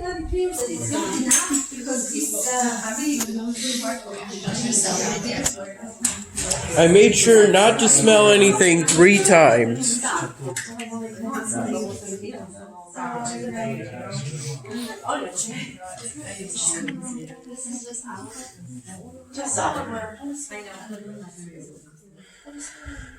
It's all straight, and I'm not freaking out.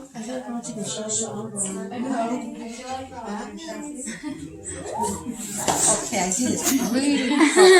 Aaron. You did the perfect number.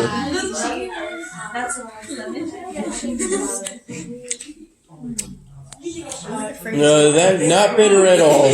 I'll try and smell that one. Now you will have to let go of your camera. You have to have a camera holder. Or you put it there. Because you have to use both hands. Or you're gonna skip the tasting. As you wish. None of the pressure on you. I really need both hands. Both hands. Okay. So what do we do? You know, we cup it with one hand and we cover your camera.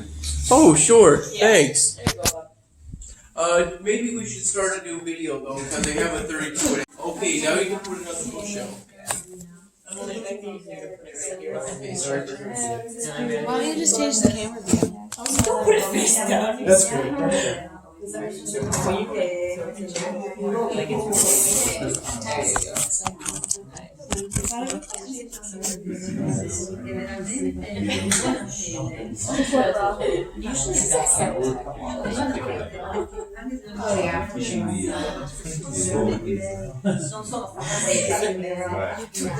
So we do this. You have to swirl it around. Don't worry, don't press too hard because it's a plastic cup. Because I'm telling you to throw the head and want to taste it. It's going to make mess of your clothes. So you swirl it around, but don't press it too hard. So why are we doing this? Warm it up with your hand. Okay, and to trap the aromas too. So the ideal tasting temperature is 28 degrees Celsius, which I don't know in Fahrenheit. And the official tasting, when the olive oil comes out, they have these little heaters, and there are little glass, actually, sort of lids that you cover the glass. We never have that. We always have to swirl around. I'd like to apologize for accidentally for breaking it when I wasn't supposed to. It wasn't punching it at all. Do you need more though? Do you have enough? No, sorry. Sorry about that. It was too bad. That was good. That's all right. Did anybody else do the same thing? Almost did. Almost did. Thank you, and sorry about that. Too much now. Just don't squeeze it too much because it's really. Tyler twisted his hand on the bottom. Yeah. Yeah, there you go. Okay, so I think we just need to do a little bit more because this is not very warm space. Here's my face. Okay, so let's say now it should actually reach the temperature of your hand. This is more or less sort of indication that it's ready. And now you take it with. You do this. Oh, there it is. Wow. That smells so good. Okay, she's laughing, so it's done, Jessica. Okay, so what is you're much less sufficient, and I also know what I for. So go ahead. It just sounds really familiar. I even know okay, but if you think about, like I mentioned, some of these things, tomatoes. Okay, like is it smell? Is it fresh? Is it fresh? Does it smell fresh? Oh, yes. And then does it smell fresh? Yeah. It reminds me of panzanella. Panzanella. Yeah, I took a dish we have like as a starter. Now we all like, what is panzanella? Yeah, it's like bread and olive and tomato. It's Tuscan, no? Yeah, from Genoa. Yeah, but or Genoa? Yes, however, not crude, like when you just use some oil over the bread. Bread. Any herb, any vegetable smell, what does it remind you? Tomato? What kind of tomato?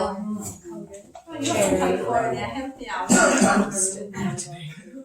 cherry tomato. Cherry tomato. Like a green one or ripe tomato? No, Like a very, very Like the stem. Right. Yeah, like the stem. Like a strong Stem. Do you smell also freshness? I smell like that herb. You smell some freshness too. You guys decide. It's strong.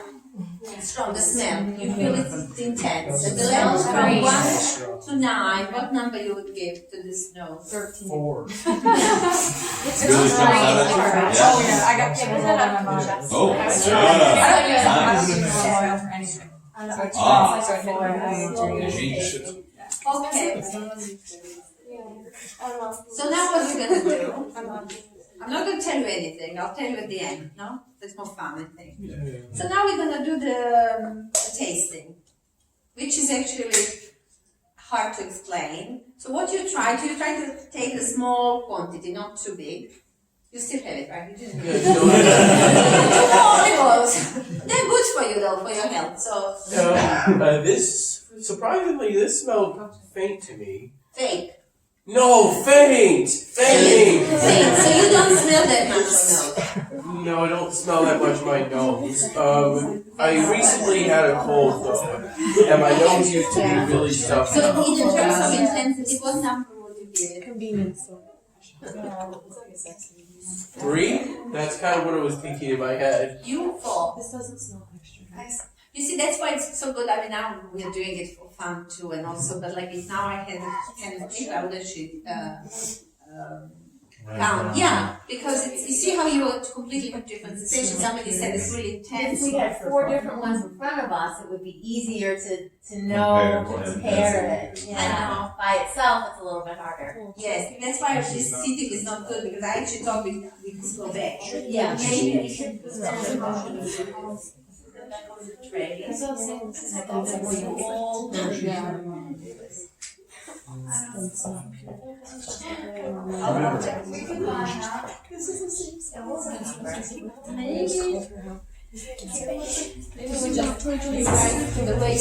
After we finish, after we finish, like in the order of sitting, we just put it in the one row. If we need to go back, I know it's when we have the outside space, then I put the tables out. But today I thought just actually too cramped with the regular tables. Okay, so now we try to put a small quantity. Try not to swallow it immediately. So you know you warm it up with your inside the mouth. And then there's this thing. There are 2 things. One is thing that the bear is looking at me. One thing is that you need to open your mouth slightly, like between your teeth, and then you have to sort of do this to get more air onto the thing for the other molecules to reach all the taste buds in your mouth. So that's the one thing. I do it very discreetly, and there's my colleague who's not here today, they had this. Okay, so they couldn't come. He's very loud. But if you overdo it, right, because if you get too much air, then it's really a coughing effect. It can be a strong thing. But the coughing is a positive thing. I just want to remind you. So you try to do that. And then what you try to do, if you want to, you can have a little bit more. And there is an also part where you need to exhale when you have the liquid in your mouth, because in that way there is an air current which connects our mouth and our nose. That air current kind of shuts off, so that allows all the molecules, very technical, from your mouth to reach your nasal cavity. And in the world of tasters, this is called retronasal tasting. It's very important because a lot of flavor will come through it. So I'll do it first, and you just, don't think too much how you do it. Just try not to swallow it immediately. Shall we do it?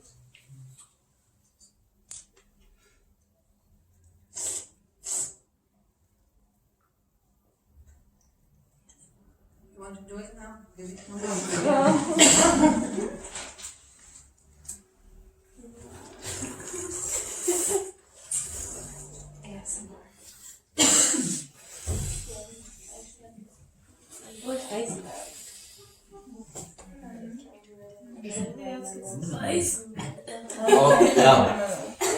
Oh wow. Wasabi. Oh wow. If you drink it too long, everything is gone. It tastes a bit of bitterness, but not much. Not much. I had a real kick. That's sort of, I forgot to say, the pungency, right? It's not technically really tactile sensation because I'm just muscles. So it's this peppery sensation you have when you eat chili, but not a lot. You had a lot. Depends also how much air you get in. How many people got bitterness? Raise your hands. Do you feel any bitterness? A little bit. A little bit. Okay, pungency, pepperiness. Yeah, for sure. A little bit. And on the scale from 0 to 9? Which one? Pungency or? Pungency, sorry. I don't know. I feel like it like 5. Yeah. 5. Like 3 to 5 range. Maybe it was like 8. Yeah, I was gonna say That's six. We'll see later. And in terms of the flavor characteristic descriptions, like how would you describe it? Is it more like some fresh fruit, fresh vegetables, or is it dried fruits? Like what? Vegetables, a little bit of like the tomato stem, maybe something That in there. in the mouth. Yeah. In the mouth. Yeah. I tasted it. Yes. It's more like, you know, when you're chewing lettuce in your mouth. It's more like that. And a little bit of almond, no? Has anyone ever had anise? Like, I don't know Yeah. what the word would be for it. Fennel? Yeah, it's a type of, yeah. A little bit. In your mouth or on the nose? No. Really? You get some? So you did like it? Because this is hedonistic Oh, yeah. approach. Do you like this olive oil? Okay, even if it's olive oil, your mouth should be clean. Is it clean? Do you feel like it's greasy? You have some grease on your mouth or you don't? Okay, now I'm going to move this and you, Jessica, because we're always doing the testing from left to right. So you put your cup here, and then we'll try, because if we need to go back, you are the last one. You hold it. Okay. I know, I never done this, because I'll try, just if we need to go back, so everybody knows. This is risky. I'm gonna use a big shell. We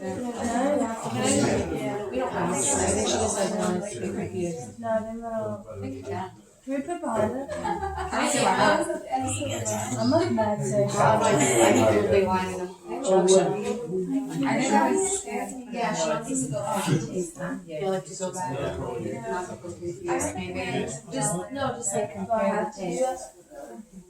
You have to, because then the order is. Oh, doesn't we know? Does anybody else want to put their cup over there? Because after Nessa, just know you're next. I'm just gonna put my behind it. No, after Nessa. I'll have my own. You know what I mean? Honestly, we can't put ours up there anyway because. Hey, Tyler, hold on to yours. I'm gonna be. You have to be in a specific You have order. to wait. The next one's already being passed out, though. Don't worry about it. Hold on to it. Oh, you didn't return those. See. This is the first one. So if you don't mind, just put it behind those, you did it already. Is it okay if we just line it, like if we keep track of the order? If you can keep the track, I don't mind. As long as I don't have to keep the track. And maybe, Okay, just keep yours right here. Yeah, I put mine. And then just don't forget which one is number. I should put the numbers on the cup. This is on silver. Good. Okay. What is it? we're just gonna line it up and see. It's important that you guys know. It's not alcohol, so I think you will know. If anybody doesn't have enough, let me know. So now you know how to do it. I don't have to tell you anything.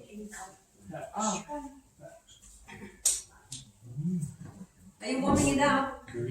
Yes. Yeah, very. It's the arrow. Oh, well, It smells like a straight up pan. Oh my god, that's not. Wow, way better.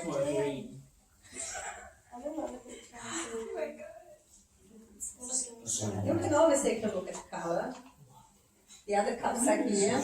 Well, it's the same, no?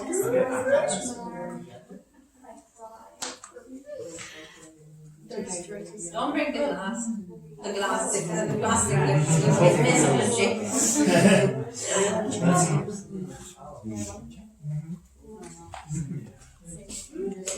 Straight up baseball.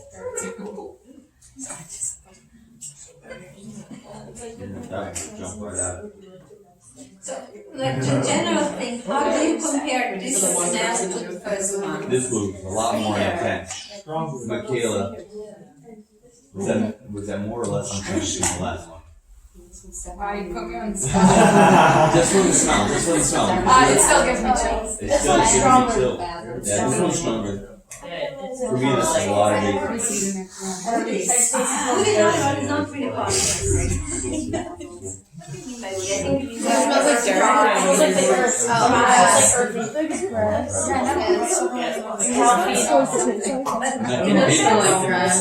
I smell freshness. Compared to the first one, which one do you think is fresher?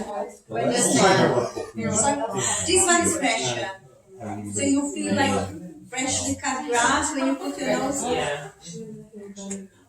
Okay, so a lot of people said basil. What else? Apples. What kind of apple? I mentioned the green one, but Green I one. think it probably would. I smell mint too. I mean, the aromatic herbs are definitely present here. Right. Yeah, I don't know.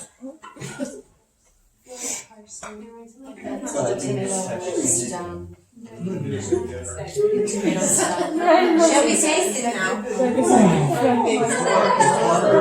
Yeah. It's like all my question. Did you guys try it? I'm not. You're not gonna drink it? Oh, you're supposed to? Yes. You can taste it. You don't get your cup. I finished. You want more? Oh, no, I just tasted it. It's just a little bit of this way. Oh, I don't like that. Oh. Like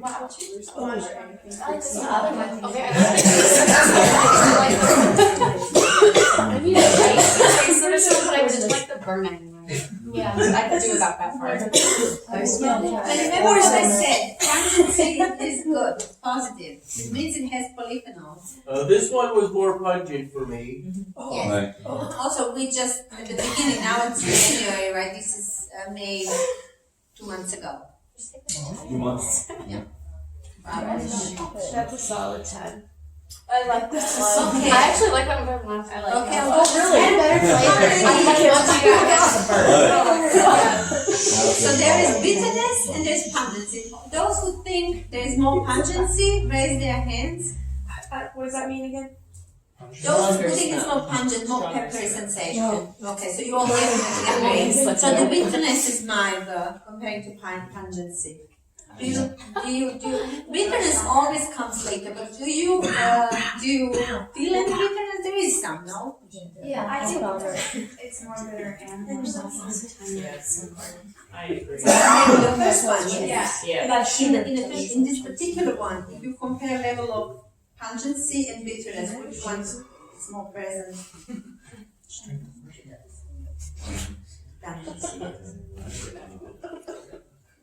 Okay, and so when you tasted it, what reminds you of like this flavor in your mouth? It reminds you of chewing something, like any fruits or vegetables, like grass. We don't know herb. Yes, very herb. But like if you go specifically, does it remind you? I mean, in Italy, rucola is eaten a lot, but I think in the States too. I almost feel like it's too much of rucola in everything. They even put it in octopus salad now. Do you feel that? Because there's that minty thing, that spiciness. What else how would you describe this sensation? I did feel a sort of minty thing, but it wasn't really mint because I chewed enough bubble gum to know what real mint is. I've read enough peppermints to know what real mint is. The real mint. The bubble. That's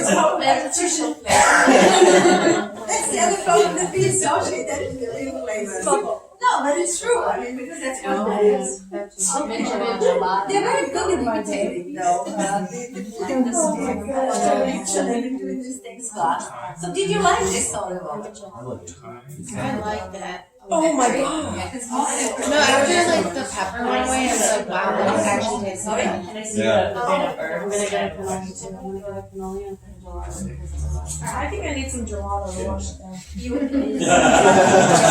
You just have to actually, I should have offered, if anybody, because I cannot give you, I mean, I could give you bread, but it's better not to. What is used, I don't have apples, because officially you use apples, a bite of apple, to clean your palate. I can offer you water, we use water. Would you like a glass of water before we do the third one? And then Yes, please. Can you help? Do you need help getting it? I honestly think if you guys maybe get up, also not to, and or I can pass you whatever. But maybe no. The first thing you need to do is again leave this. Why they are so? They're not very good. That's mint. Very sensitive, you know. Now the first one doesn't even smell. I promise you it's mint. Yeah, I grow my own herbs. That is mint. Let me smell it.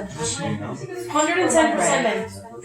Marty just asked to that is, what is this in her hand? It's mint. That's mint now. Really? No, sorry. No. Yeah, that's mint. Yes, it is mint. I had to. Yeah, I barely smell anything Grow on the my own first herbs. one. I know what I'm doing. Sorry? I barely smelled anything on the first one. But now when you did it, you see that's the other one. Imagine tasting like the smell mint you're doing. So the palate's really hard. Okay, so you would all like, I just want you to leave the cups and then maybe if you want to wash your palate and then we do the last one. Okay. There's one more. Actually, I can pass for it, probably easier. This kind of.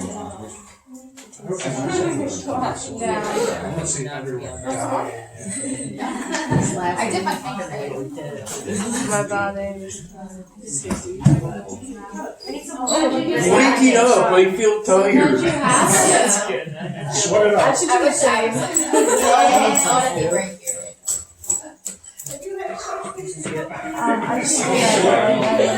I just drink oil. Let me just get quick swatted.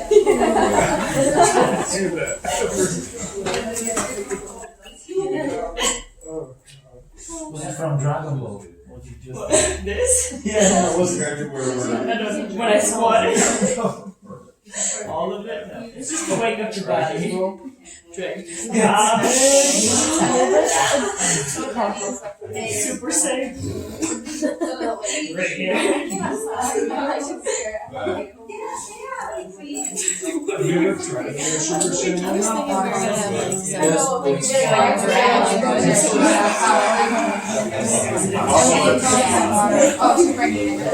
Yeah. Elena? What do you know about olive oil? Are you asking me? Anea, yeah. Oh. Almost nothing. But I try to get the Italian one when I go back to Ireland. Very bland. Not very herbally.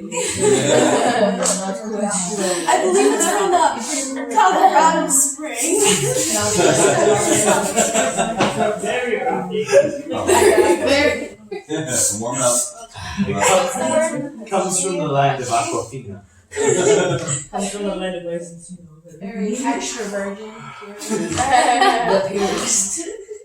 Extra virgin water. Extra virgin. How many of you still need I feel like I can bathe in that. 5, 6. 5, 7, 8. No, 5. We appreciate. Oh no, I didn't see part of that one, sorry. 5.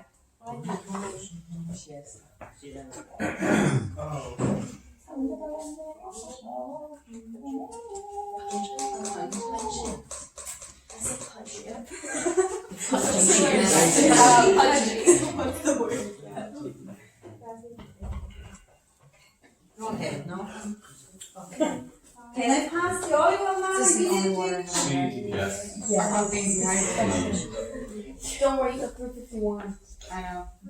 I got wine for $3.50 or €3 or whatever. Where? Across the state, man. I'll tell you how it is tomorrow. When the drinks tonight. What kind of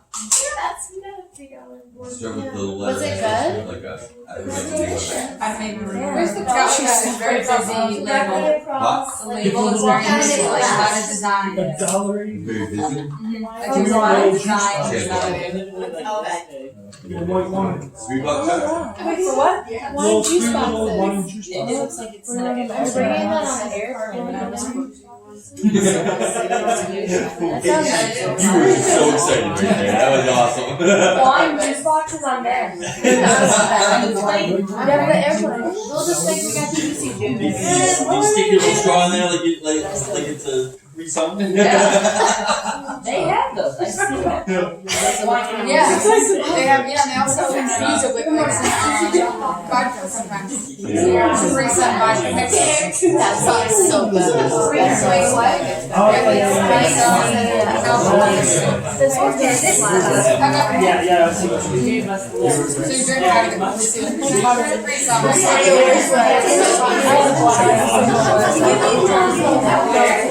Because the concept is a shade, and I actually had more fun judging how much now you can have less. I mean, I want less.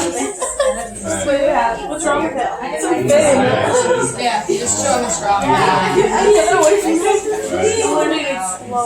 It's okay. It's like something to the layer. I know.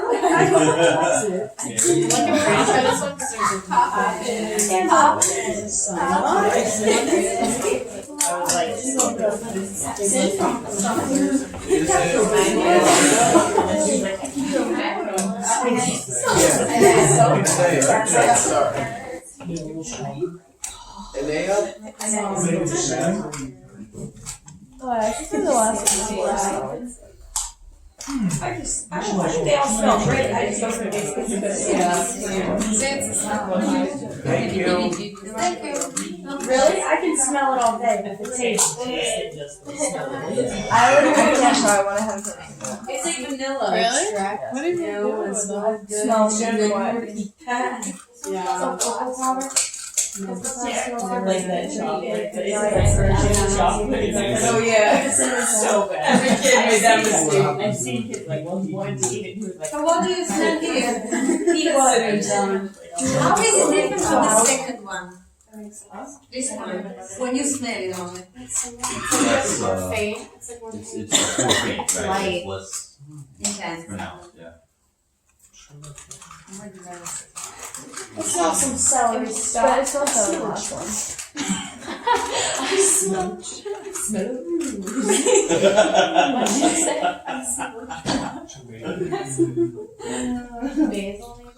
Basil, what else? Tomato. Tomato. Right. Fried tomato. That's mine. Okay, but it's empty, it's fine. It's all about that basil. Oh, that basil. I love basil. No. Parsley. No, it's okay. Is there any difference between, okay, apart from intensity, is it very different between the second one and the third one? I felt this, if I would use colors to describe, I felt the second one was more brighter colors. This is kind of darker colors, but I'm talking about smell.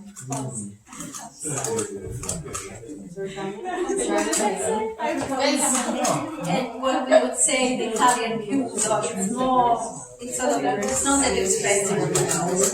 Oh, you already tasted? Okay, let's taste it. I see two of them already tasted. Oh, that's good. Wow. Doing great, man.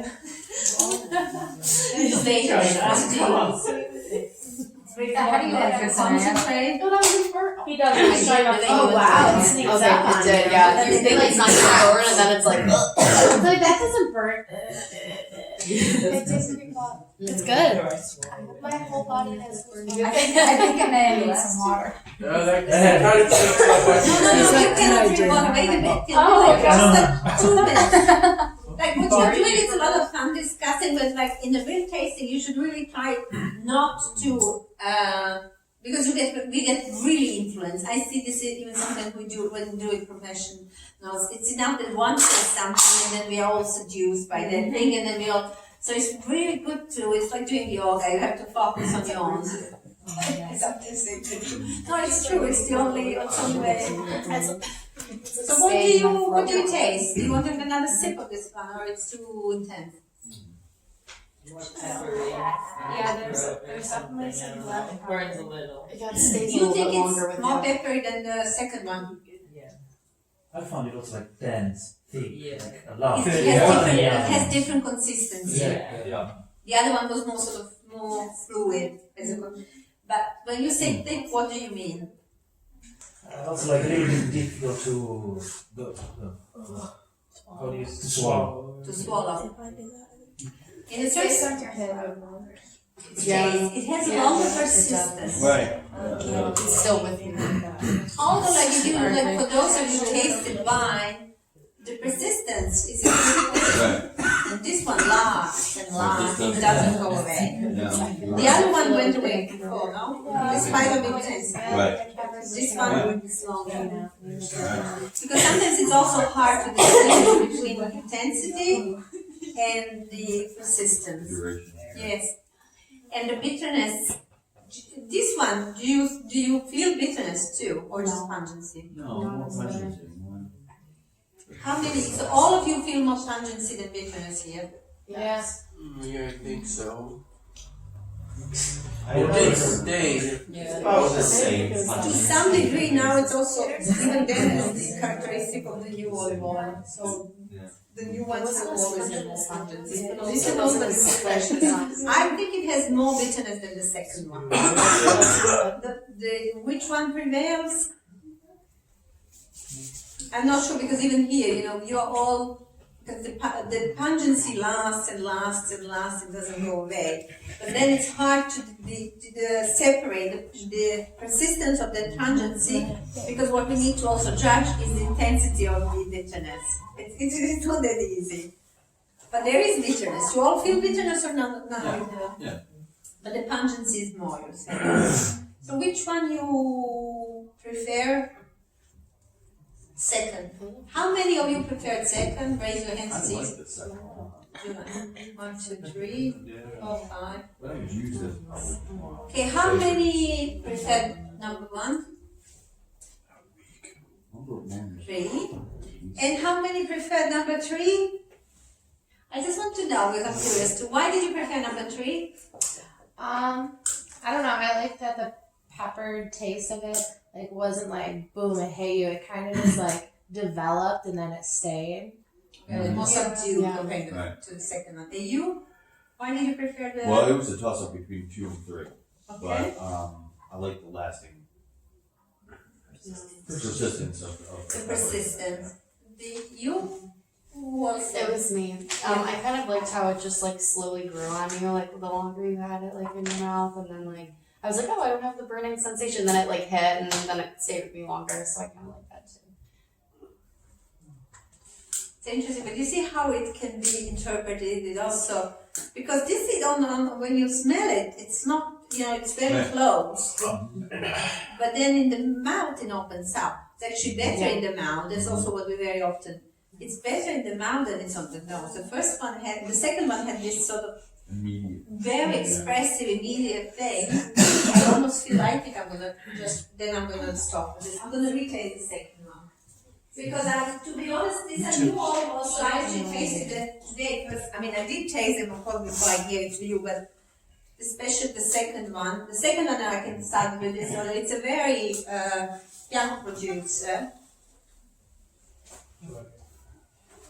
It has a different nose. I used to eat grass, right? I'll start with the first one. Grass. You were one of those How kids about who made a mud pie, put grass on it, ate it. It's too intense. Just straight grass. The second one. I had a friend who used to eat dandelions. I ate a worm. People actually do that. Someone dare me to eat worm, I did. Shall I just? I actually think now you can just go. I will uncover the bubbles, but you can also just go. There is this cheese. I cut one. I intentionally didn't cut the other one so you can see the shape. Now I cut the other one. So the cheese is this cacio There is this little quiche that I made that has another presidia, which is, but it's very strong. It's called Raviola di Roccaverano, which is out of Lazio region. It's the only thing that we have, which is tradition. Now it's made, some producers make, but traditionally it was made only with the goat milk. Now I think the loaf of the DOP, which is this, well, how do I translate DOP? It's like some sort of, it has nothing to do with slow food, but it's a legislation that sort of gives also entitlement to certain local typical products.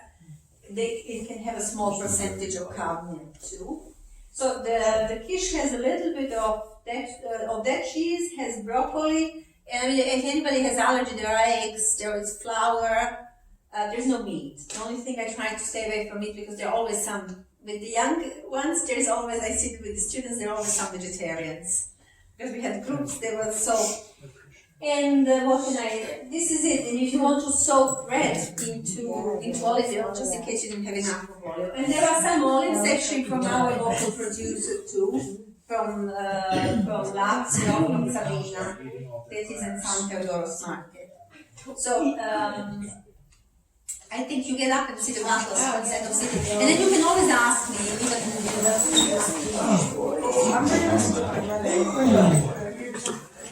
That was a long video, Tyler.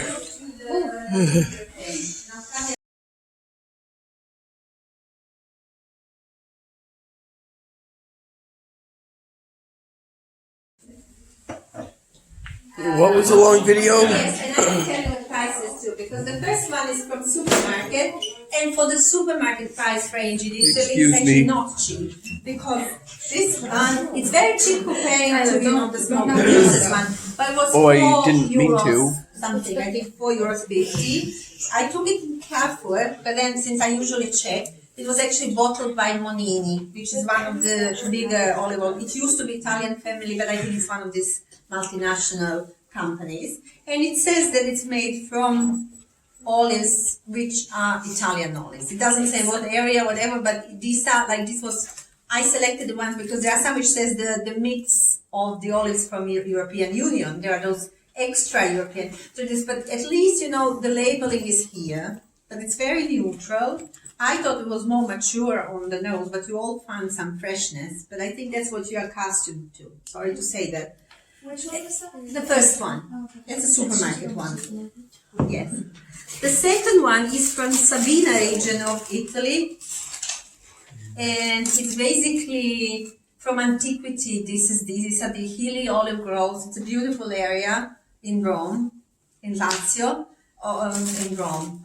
Some municipalities, some actually communities even belong to the municipality of Rome, but it's I'm not good about geography. It's very close to Rome. It's like 40 minutes from Rome. It's a young producer and it's I didn't say this. You can make monocultivar, which is just one variety, or you can make like with wine blends. So this is blend of the local varieties.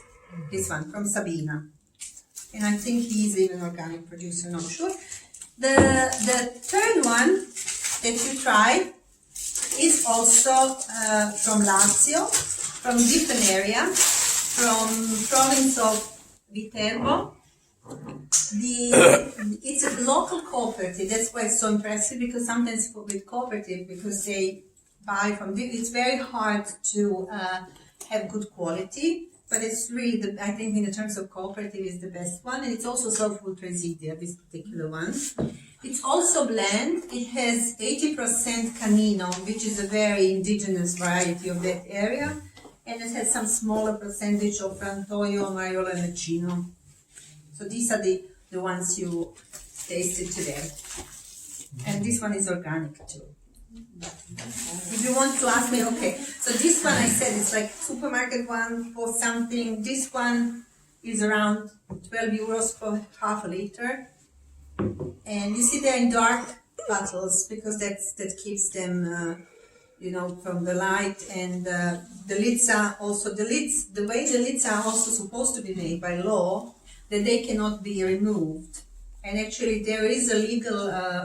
If the inspection comes in the restaurants and finds the olive oil on the table which doesn't have this kind of lid, they can actually fine you up to 800 euros because it has to be like this. So it's impossible to remove. Because otherwise you can pour any liquid in it. And this one is roughly the same, I think, 12 euros per half a liter. Okay, if you buy it in those tins, then the price is slightly less. I don't know how that compares to California ones. It's probably the same, no? It's about the same. Yeah. Okay, so you just, if you need plates, use plates. If not, there are napkins. I'll cut the other cheese too. And I'll put some more water. And ask me any questions because you asked us. You talked about cold press, right? The cold press today, if you want to make proper extra virgin olive oil, you have to do it not more than 27 degrees Celsius when you make it. So it's all yes, but they put it very on marketing, yeah. A lot of people say now. Smells pretty good. Okay, that's good to know. Thank you. Thank you. Yeah, make it easy. If there are not enough plates, you have plenty of plates. Oh, we have some on this side as well. So the what do you call it? On the cheese, the ring can be eaten too. And it's the I'm not a cheese expert, but I know a couple of it because it's made from raw milk, but it's been aged. It's aged less than the cheese would be aged, I think, by law in the US, because I think the law in the US is I don't know about the since I'm not getting any. minimum 3 months.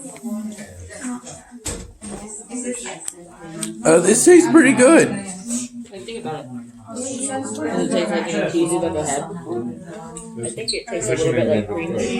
Kind of creamy. It's very creamy. I think so. A little bit of This area is a little crunchy, this crust area. That's the outside of the cheese. Yeah, it's a little crunchy. Yeah.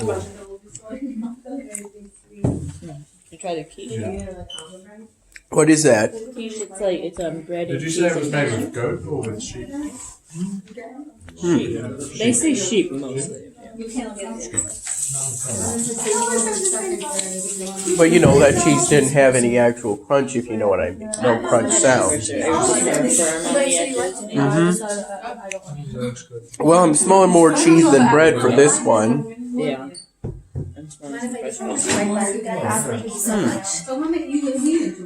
Kind of vegetable-y. It's not bad though, I like it. Oh wow. No, Yeah, it's good. cheese, I mean. Kind of looked like pizza to me. A little bit, yeah. It's definitely more cheesy though. cheesy. A lot of cheese.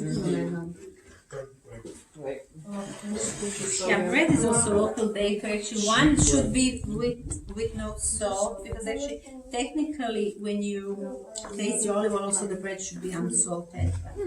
People like Italians also like to put a lot of salt because then I always say the sugar and salt are those ingredients that are used to cover the real flavors. The same in the restaurants. If it's too sugary, too salty, you should always become suspicious. Good idea. What are you feeding me? And I didn't talk about the flaws, the defects. The most common one is rancidity, which is easiest also to recognize because you just have to think about fat going bad. And maybe the best example you all have is the nuts. Sometimes when you keep nuts for too long, they're rancid. But a lot of olive oil which is on sale is rancid, so a lot of consumers cannot actually differentiate that either. What's the difference between low rancidness and high rancidness? What's supposed to be discerned? Sorry?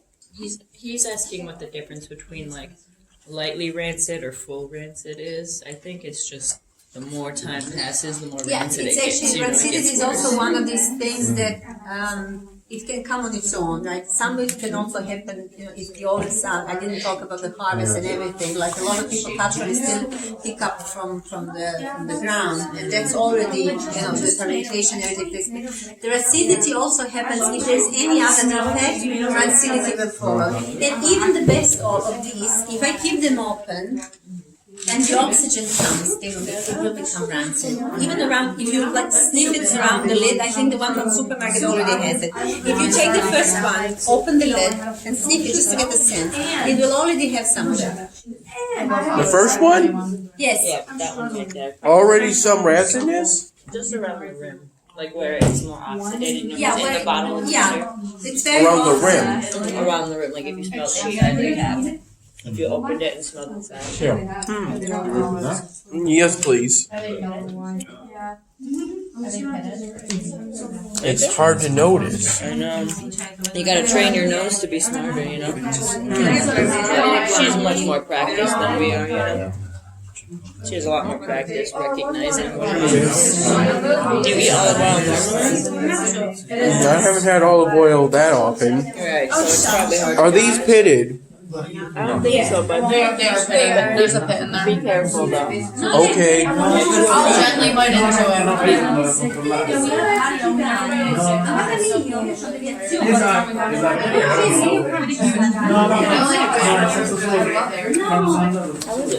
I'm not tasting much. It feels like the whole thing is a pit. If you bite it in half a little bit, you know what I mean? Maybe you can see the pit, bite a little bit off, but not into a lot of grease. Yeah, see that inside. Thank you. Yeah. You know what I mean? Eat around. Probably better time tasting. Oh no, I just wanted to spit out. I like olives. I can't wait for grease. I know. It's literally everywhere just like what do you think? Pretty good. I like the olive.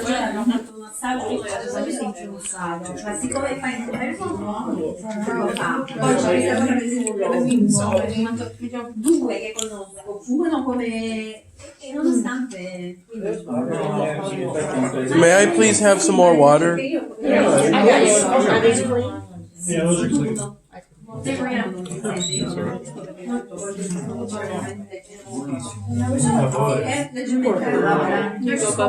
Thank you. I'll leave this here.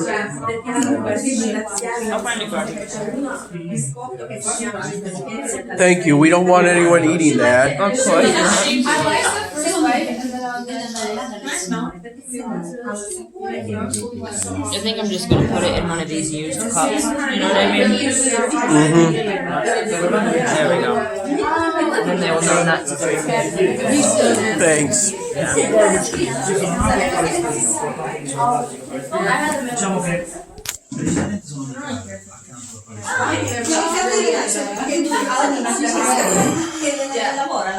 Excuse me.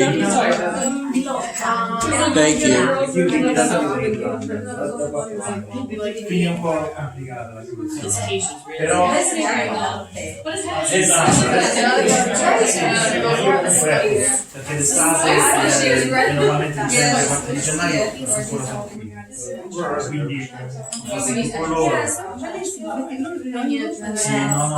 Sono molto fresche. Sì, no, ma infatti sta bene. No.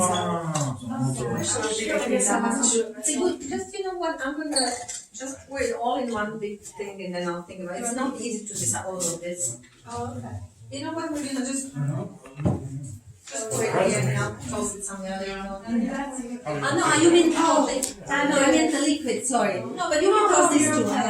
Is that okay? Yes, because it's all organic. But don't worry. I'll toss it later. Check my So what do you think? It's pretty good. So, authentic Italian. How do you like it? Yeah, it all tastes good. There wasn't much flavor. I had the keys. Yeah, there wasn't much flavor or smell in the bread, but I think you're supposed to eat it with something, right? Do you think? The bread? Yeah, are you supposed to eat it? Different olive oil. I already had plenty of olive oil. I like that. I eat olive oil, but I roast a lot of vegetables in it and I just toss them.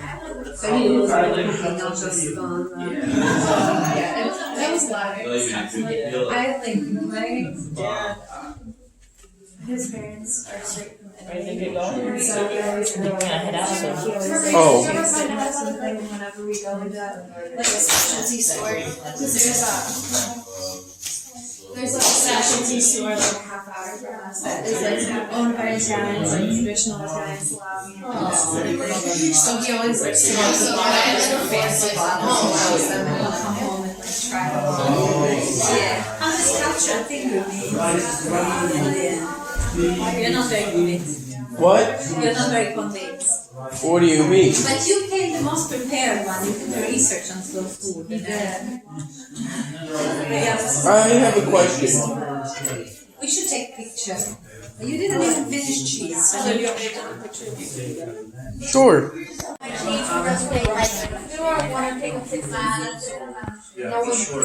only a few people need it. Yeah. So if you want to bail, it's fine. We need to know if that's okay. Now this is creative.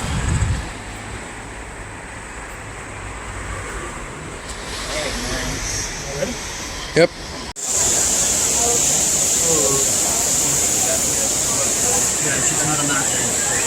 So this number, right in the bracket for Greece, is 0.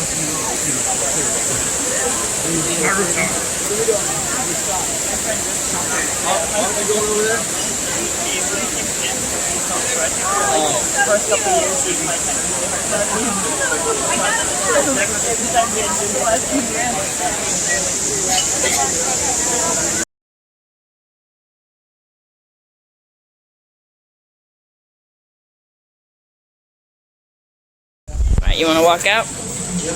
Tyler getting his gelato. Grazie. What's your step, buddy? So I got chocolate orange. Nice. Silicon cake. Nice. And banana. Awesome. And I got this biscuit with it. It only cost me €6. Wow, not too I've shabby. only been here before, but hey, when you get gelato this many times, it's pretty much inevitable, right? That is very true. Alright, let's go find the group, alright? So far from me, you are all, you all have 2 legs. No broken bones. Right. Yeah, but up until tomorrow, I still have my heart beating for you. Can I show the inside of the card, please? Sorry? Can I show the inside of the card? He's gotta open it. Oh, okay. Upside down, it's upside down. Okay. Hey, anyway, thank you for everything. Grazie. Right, seriously, man. It's just like, I don't know, that way. I don't wait 20 minutes on the right. Yeah. Take the subway. That's favorite. I actually also never been to Greece, and I would have wanted to come there, but the fact is that my semester always starts tomorrow. My teaching starts on Thursday, so I also need to prepare. Best of luck, man. Best of luck. Yeah. Best of luck to you as well for everything, and I hope that our paths will cross. But I mean, tomorrow we're going to say bye. However, this is both for us. Yeah. I'll see you in the Yeah. If somebody tries, I should. Thank you so much. Oh, yes. Enjoy your night. One more picture? Can we get one more picture with Anaya? Yes.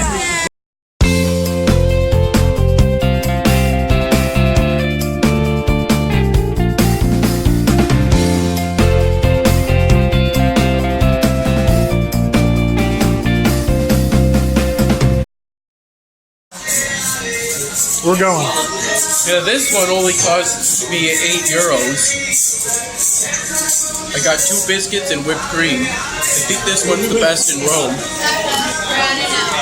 What flavors? I got the caramel cream flavor, cherry. Yeah. Dora.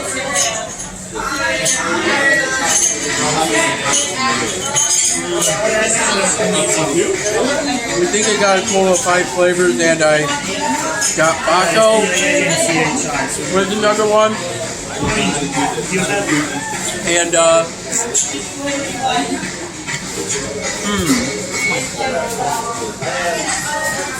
last one, Roger. Is it the best gelato? The best one in Rome, definitely. Oh yeah. It's certainly great. Let me stop it. Have you had gelato any times? Or not as many as you. You've had it the most. Thanks. I came here because I knew this would be my only opportunity to get gelato here. 6, we're leaving for Athens in the morning. You're the king of gelato. Thanks.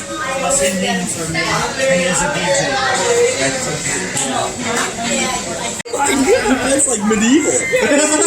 Like, who raised you? Get my cannoli.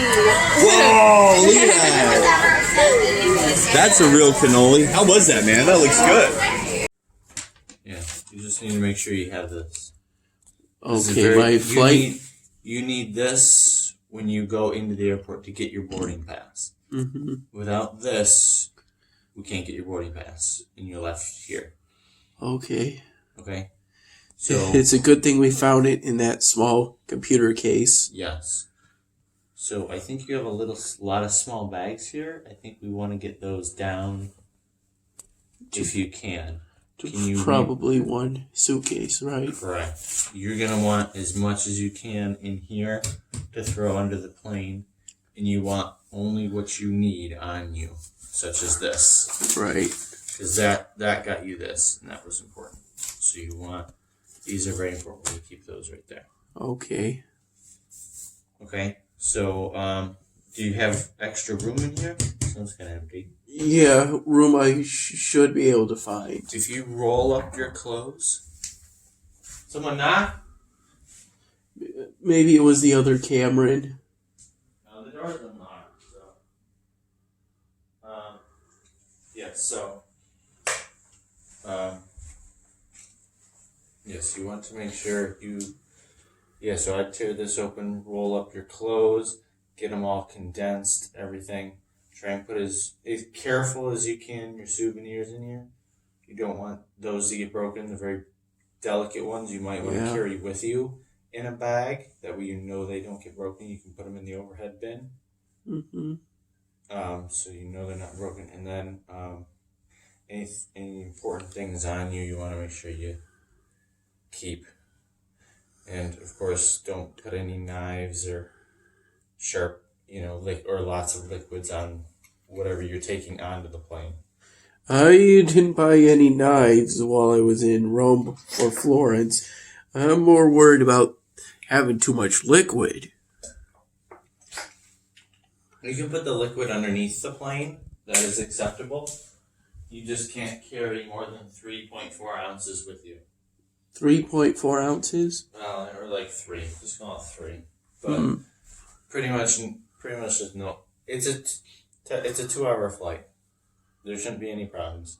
Okay. Throw it all in what you can in the checked bag, and I'm pretty much all packed up and ready to go for the airport. Yeah.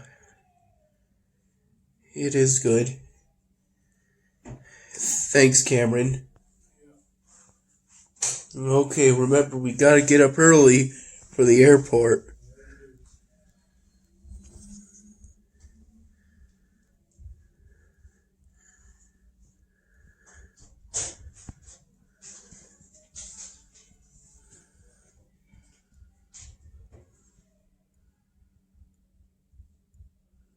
I wanted to film my watch. The second hand moving.